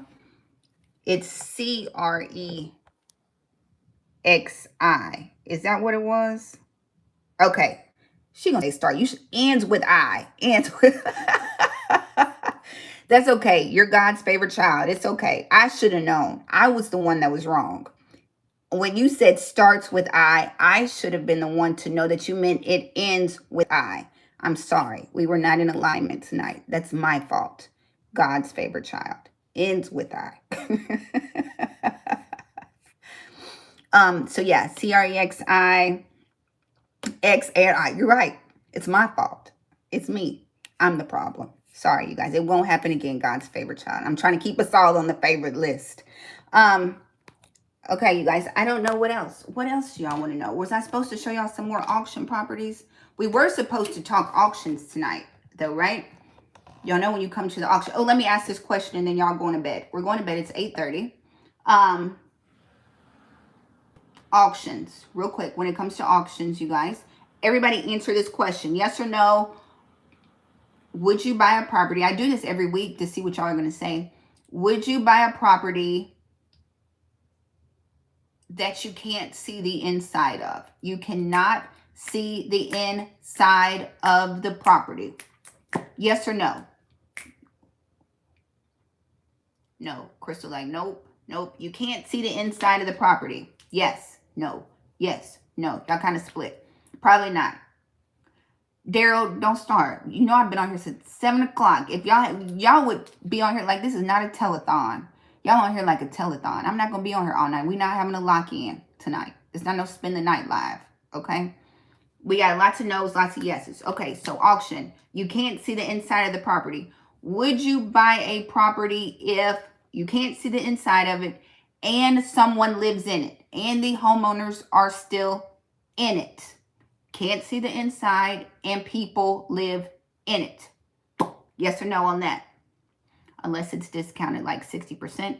What's the best site to buy foreclosed churches? It's kind of sad, isn't it, if it's a foreclosed church? But churches do go into foreclosure. For sure, for sure. So I see a lot of nope, nope, nope. You can't see the inside. People live in it. And you have to pay cash. You have to pay cash in full. In full. If it's $5,000, if it's $50,000, if it's $500,000, you have to bring all of your cash right then and there. Can't see the inside. People live in it. And you have to pay cash. Yes or no? Y'all rolling with it. Brian said, hell no. Red state, yes. Blue state, no. Hey, John, how are you? If the numbers work, yes, yes. So I guess it depends.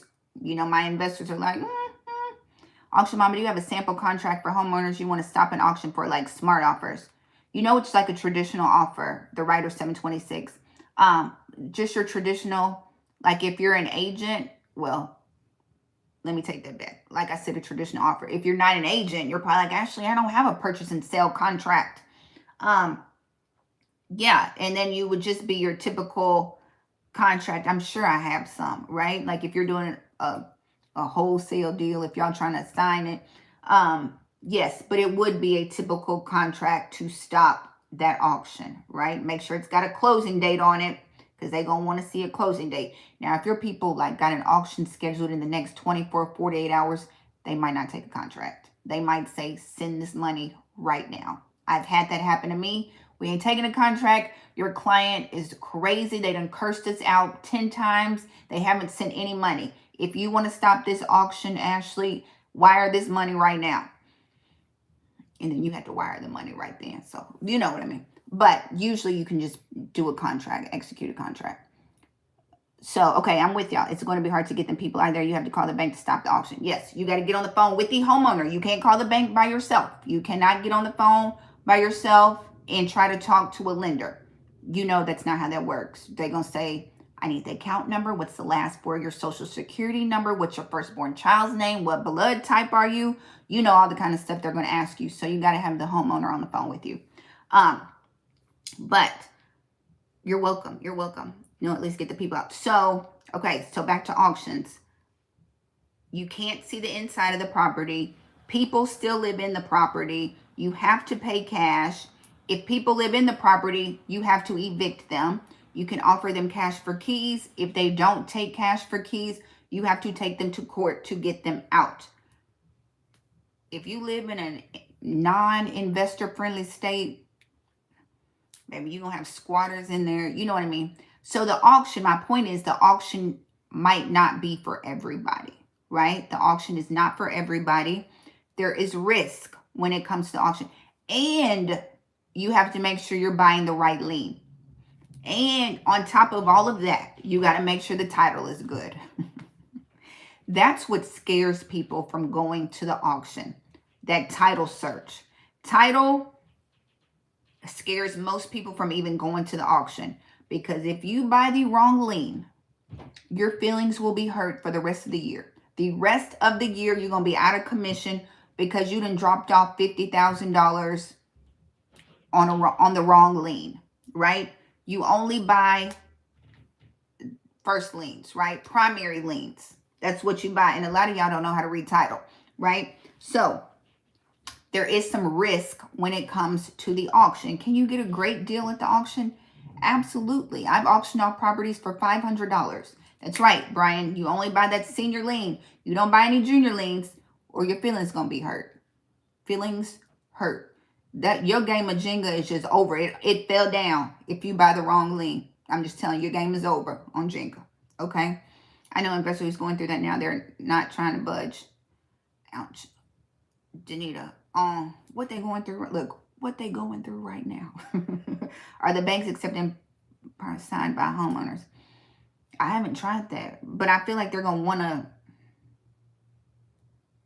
power of attorney. They might, though. I know one, oh yeah, eviction, baby. Y'all, these tenants getting smart. It was somebody on TikTok. John, I see your comment.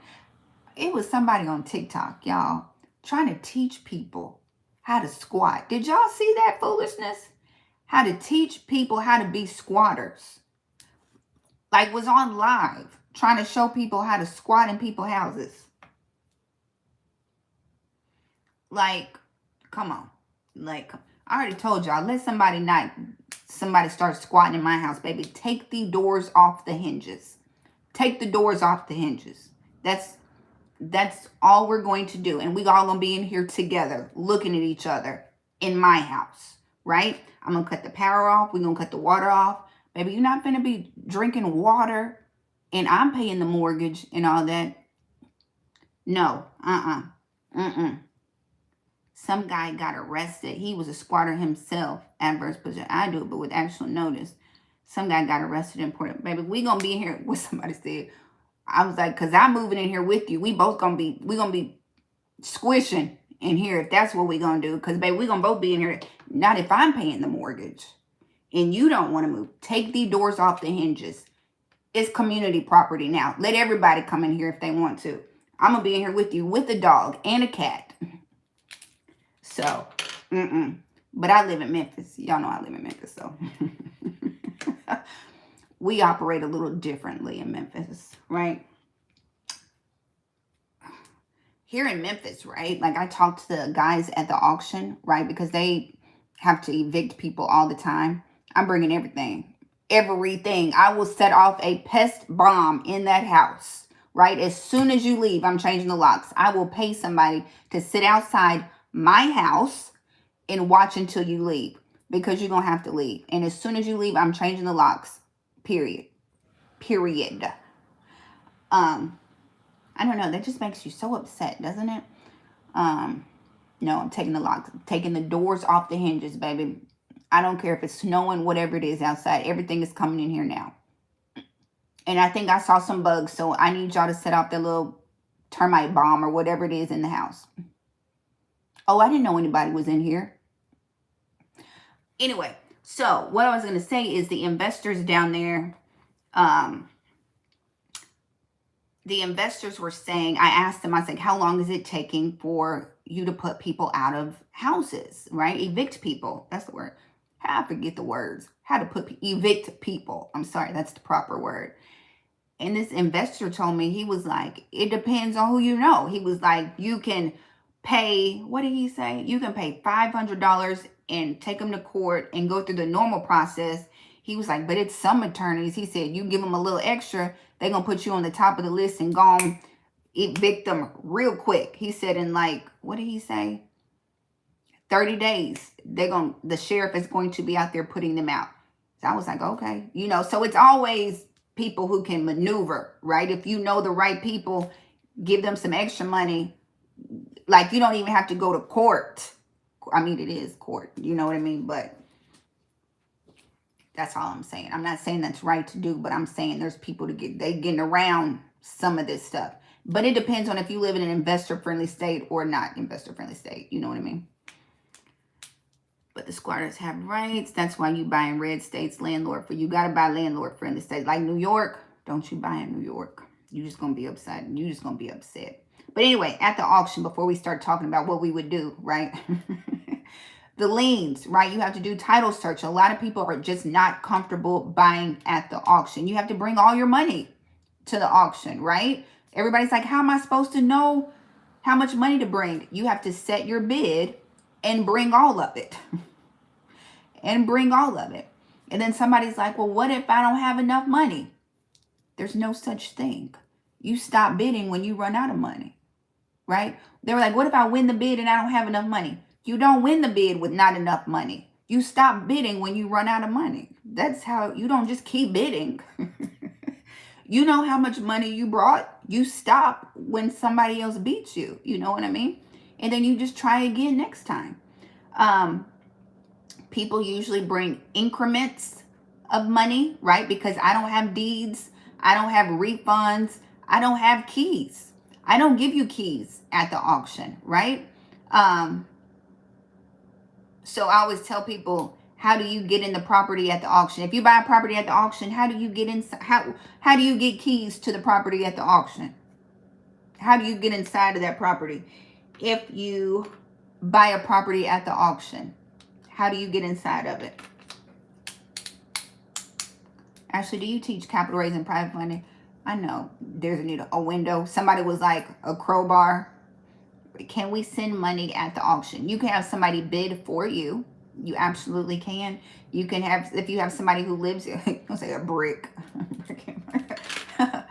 You can have somebody bid on your behalf. If it's like in a different state, just make sure they have the money. They can bid for you for sure. Make sure all your information is correct. They're going to ask you what name you want on the deed. So again, the deed will come in the mail. Once you get the deed, you file it in your county records and deeds. You file it. So now your name is on title. Okay. That's another thing that I know a lot of people did not know. You have to file the deed yourself once you get it. And if you get a refund, the refund comes in the mail. They send you the refund and the deed. Taxes, yes, you can buy in an LLC name. You can buy in an LLC name. Absolutely. That's what most people buy in. I see that all the time. All day, every day. You can buy in an LLC. Taxes are not included in the winning bid. That's part of your due diligence. If it's a property you want, you go online, see if there's any taxes that need to be paid. You do not pay the taxes until you get the deed. You do not pay the taxes until you get the deed. Everybody with me. You don't do anything until you get that deed in the mail, right? Homeowners can come back and redeem the property, right? And you don't want to have paid that. You're not going to get your tax money back, right? Now, if they come back and redeem it, you will get what you paid for it, right? You will get that and probably some interest. But if you decide to pay the taxes, they're not going to give you the taxes back. They're just going to say thank you. Thanks. Thanks for paying the taxes.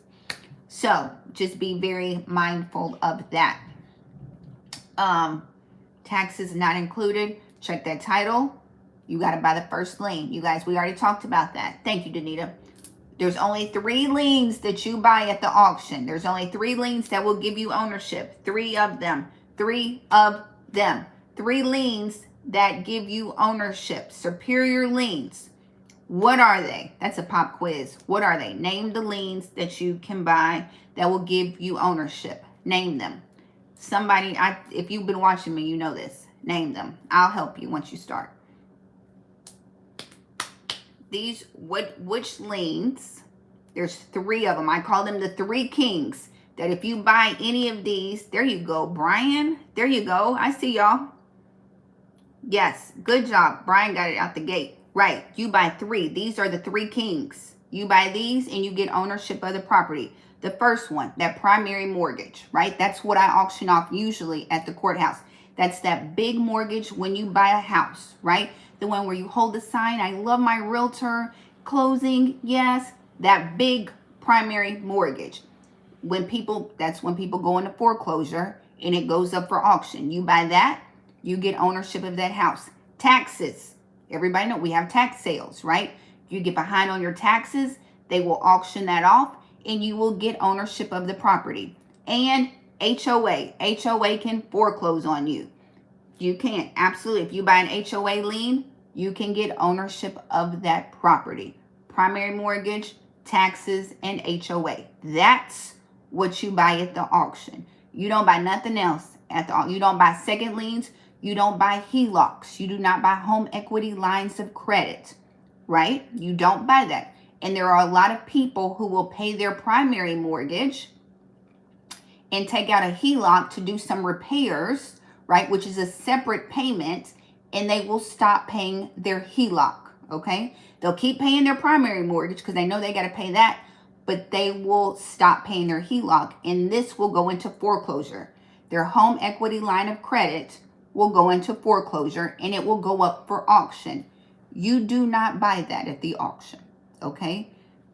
Your feelings will be hurt for the rest of the year. Your Jenga game will be over. You did not win Survivor. You got kicked off the island if you buy someone's home equity line of credit, okay? So just know you don't buy that. I have seen Chase credit card go up for auction, right? If you go to the auction and it's a $500,000 house and the opening bid is $3,000, don't be crazy, okay? Don't be crazy, okay? Research that. Some of these things are too good to be true.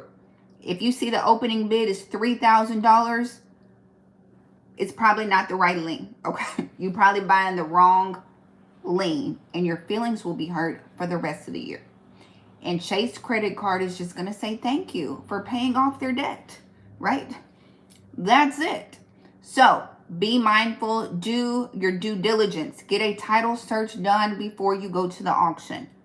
Everybody understand that? You have to pay taxes 3 years, correct, in Mississippi. Pay them 3 years. What, to get ownership of the property? Is that what you're saying? I think that's what you mean, right? If you pay the, thank you. If you pay taxes on a property for 3 years, then you get ownership of it in Mississippi. Is that what I mean? Is that what you mean? I'm trying to make sure I understand that. Yes. I don't know if it's 3 years. I know if you pay it for a while, you'll definitely get ownership of that property, because that's what they say. If you pay the taxes, then you get rights to that property. I don't know if it's Mississippi, if it's 3 years. I don't want to say yes for sure, but definitely if you pay it for a while, for sure, on that, you get ownership. I just don't want to say yes, 3 years for sure, you know. What else, you guys, when it comes to auctions? Be careful. Do you have anything due? If so, I got you. Do you have anything due? Like what?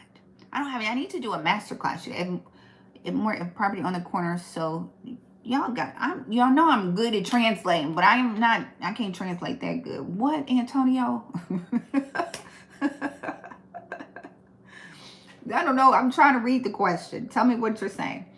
So auctions, be careful. Great places to buy properties, but you have to do your due diligence.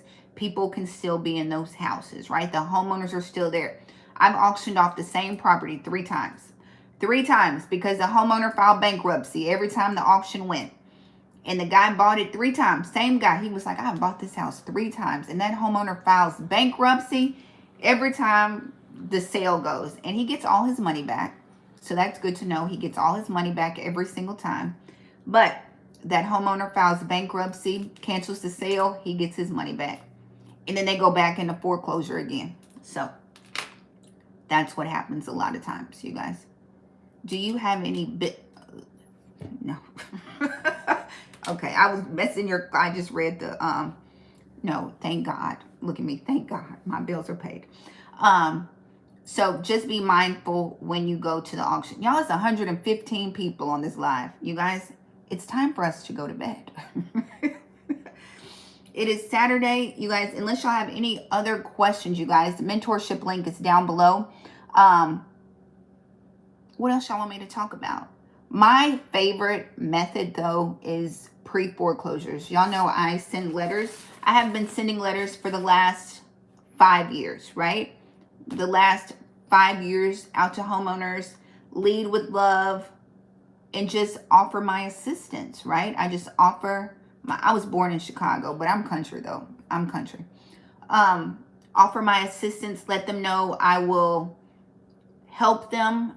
I reach out. So here in Memphis, in Shelby County, we are a non-judicial state, right? If you get behind on your mortgage, they will file that notice of default and they will take your house in 30 days.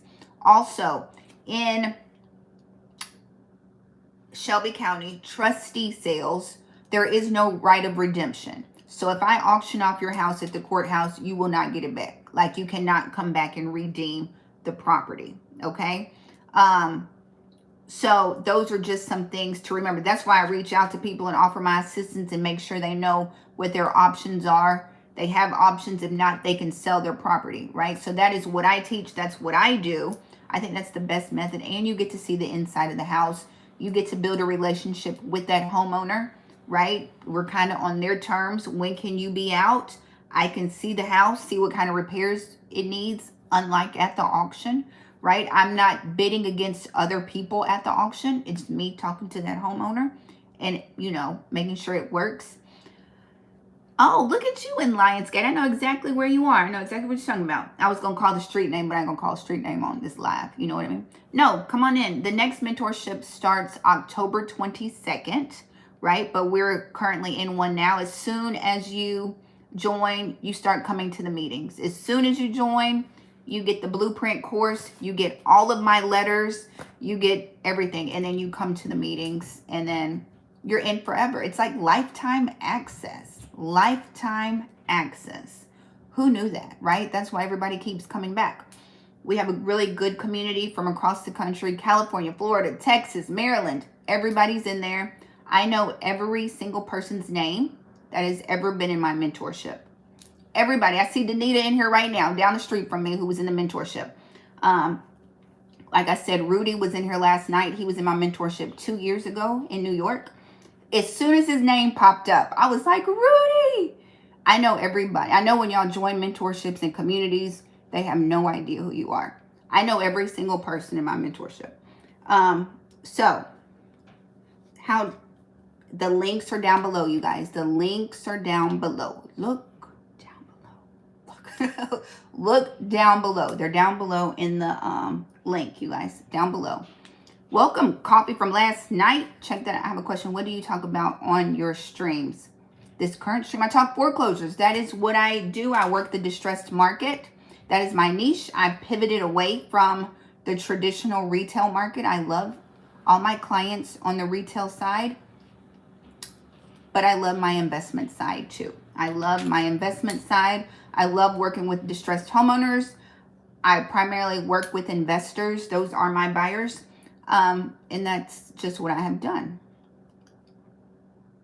Come on, CD. We wish you good vibes. Make sure you study hard. Study for the state exam. I know a lot of people study for the national. Make sure you study your state exam very well, too. Okay?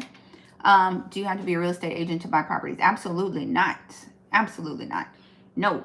No, no, no, no, no, no. You do not have to have a license to buy properties for yourself. You only need a license to buy properties for some, like if your best friend wants to sell her house, you need a license to sell your best friend's house. If you want to buy properties, you don't need a license to buy properties for yourself. If you want to sell your own home, like for sale by owner, you don't need a license to sell your own home. Only to help somebody else buy and sell their properties, okay? So you don't have to have a license. Now, you have to have a license if you want to work REO properties. Come on in here, Amato from Florida. We just got through talking about Florida being #1 on the list. But in order to work REO properties, bank-owned properties, you do have to have a real estate license. If you want to list properties for the bank, you have to have a real estate license. Once a week, Wednesdays at 7:30 Central. Wednesdays, the replay is always available. Y'all watch the replay as much as y'all want to watch. I got people who sign up who don't even come. They just watch the replays. They just watch the replays. We have been role-playing the last 2 weeks. Phone calls. What to say when you get on the phone with homeowners. I got to teach all that. You got to know what to say when you get on the phone. You know what I mean? You have a super strong, I'm not, y'all, I was born in Chicago, but I live in Memphis. How you gonna get mad 6'7"? 6'7", like the kids say. A lot of homes are for sale. Florida has the most homes on the market right now. Also, did you know, fun fact, Florida has the most homes on the market that has in their little notes that says motivated seller. Y'all have the most motivated sellers in the entire country right now. So, and I can only imagine how many people have homes on the market that are probably in foreclosure. And they're trying to hurry up and sell before they lose their house. It's a whole bunch of them. You know what I mean? So be mindful of that. Be mindful of that. But hopefully, maybe these home prices will come down a little bit. Hopefully in 2026, we'll see some kind of correction going on. We've been in a recession, Amato. We've been in a recession. We have been in one.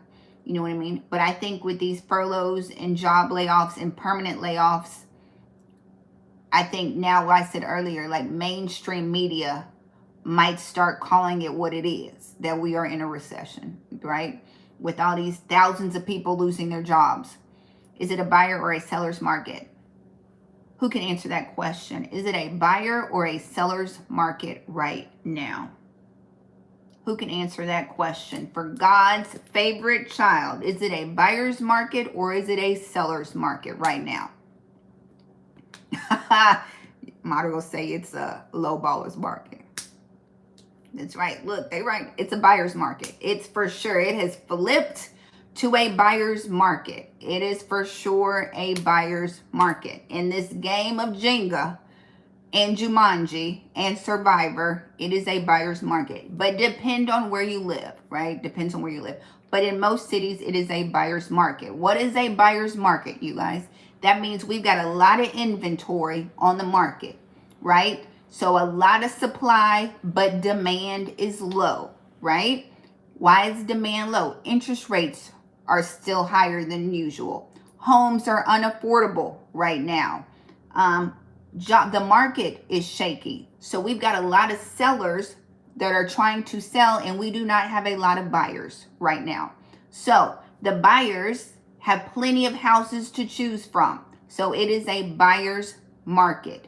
Buyer's market. Seller's market means not a lot of houses and a whole lot of buyers, right? So sellers can be choosy, right?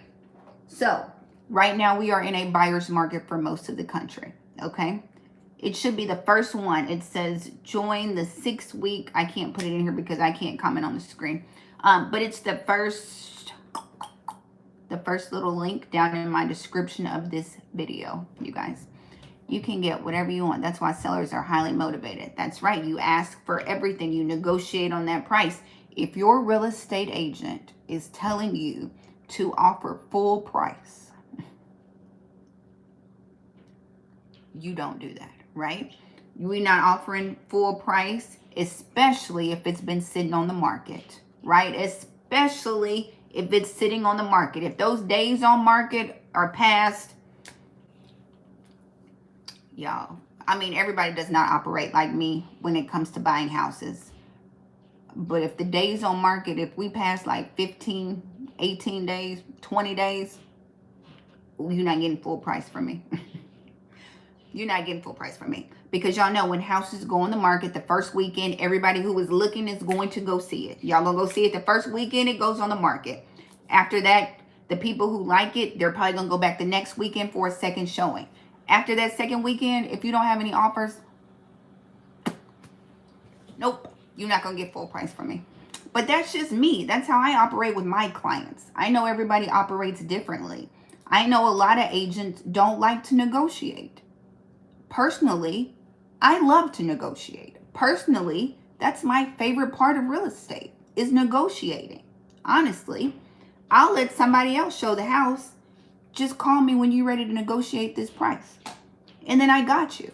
I got you. My clients, my last clients, they just got a house. The house was on the market for $850. It was on the market for $850. My clients got it for $700. $700. I know everybody in that subdivision is mad AF right now. Mad AF. Right? So, because I was like, we're not paying nowhere near that. Nowhere near that price. I don't care. And it took a little while, but most agents aren't going to, you know what I mean, go back and forth because they rejected our first offer. I said, that's cool. I'll be back in a week. But don't worry about it because next week's price isn't going to be this price that I offered you. And I came back a week later, a couple weeks later. They still was kind of playing with the price. I'm like, nope. They came on down to about 800. Then they came down to like 750. I was like, this is not going to work for us. So then they circled back around and finally they were like, okay. Like, thank you. Thank you. So now I know that whole, but that's something that let me show you that when y'all know our comments, but that goes to show you that the values of the house around you your house depends on the value of the houses around you. And I wasn't saying that to be insensitive, right? I know the neighbors are going to be upset because they're like, dang, this house just sold for $700, right? When they were on the market for $850, right? You know, all the neighbors were like, okay, $850. If they get $850, that'll help our home values.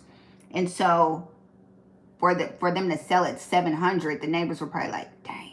You know what I mean? Because that hurt their home value too, you know? So, y'all, why am I getting all these comments?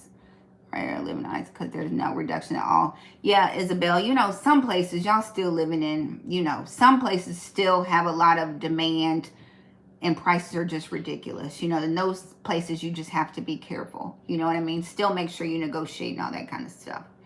So, you guys, I feel like all the comments are coming. I feel like all the late night crazies are hopping on now. You know what I mean? So, you guys, okay, if you are, you know, once it starts getting, what's the best site for I don't think they have a particular site, God's favorite child, for foreclosed churches. I don't know if they have a site. You're going to have to go on these commercial sites. You know what I mean? Check commercial sites. Y'all know the comments. Once it start getting late, then y'all know how the comments go. So I'm going to get off here shortly. But you're going to have to check commercial sites for sure. So like I showed you, crexi.com. Y'all don't even entertain that. Y'all know when you're on YouTube, the comments can be crazy. LoopNet. Yep. Thank you, CD. LoopNet, CREXI, 10x.com. Is 10x still a thing or did they move to CREXI? Yeah, 10x moved to LoopNet, right? Are worth it. The building materials are cheap. I think you just have to, can you do a class on how to get deals or do you have a recorded video already? Like how to get deals, what do you mean? Like pre-foreclosures? Like Crystal, I'm trying to make sure I understand your question. Do you think houses are worth it nowadays? I think houses are unaffordable. I think you definitely have to negotiate for sure if you're buying in this market right now. Can you do a class on how to get deals or do you have a recorded video already? I got a couple of free master classes up on the channel. You guys on YouTube, look under videos. Yeah, the mentorship link is down below. Look on the channel under videos and I have a pre-foreclosure master class that's on there and you can watch the replay for sure. The mentorship is all about pre-foreclosures. That's what I teach in the mentorship. The link is down below, you guys. I don't know how to drop it in the chat because I'm on the phone, you know? Okay, you guys, let's get off of here before, you know, the crazies come out. So, you guys, I will be back tomorrow, Sunday, 7 p.m. for the third and final day. On the third day, Sunday. I'll be back tomorrow, 7 p.m. So come back tomorrow. We'll talk again. I'm on Instagram, Your Agent Ashley on Instagram. Look, y'all like, yes, Ashley, let's get off. Your Agent Ashley on Instagram. So go follow me on there. Don't forget to comment, like, and subscribe on here. And all the links are down below in the description of this video. Or go look at another video and look in the description and you'll see it. Okay? Okay, you guys, I'll see you tomorrow. Thanks for watching.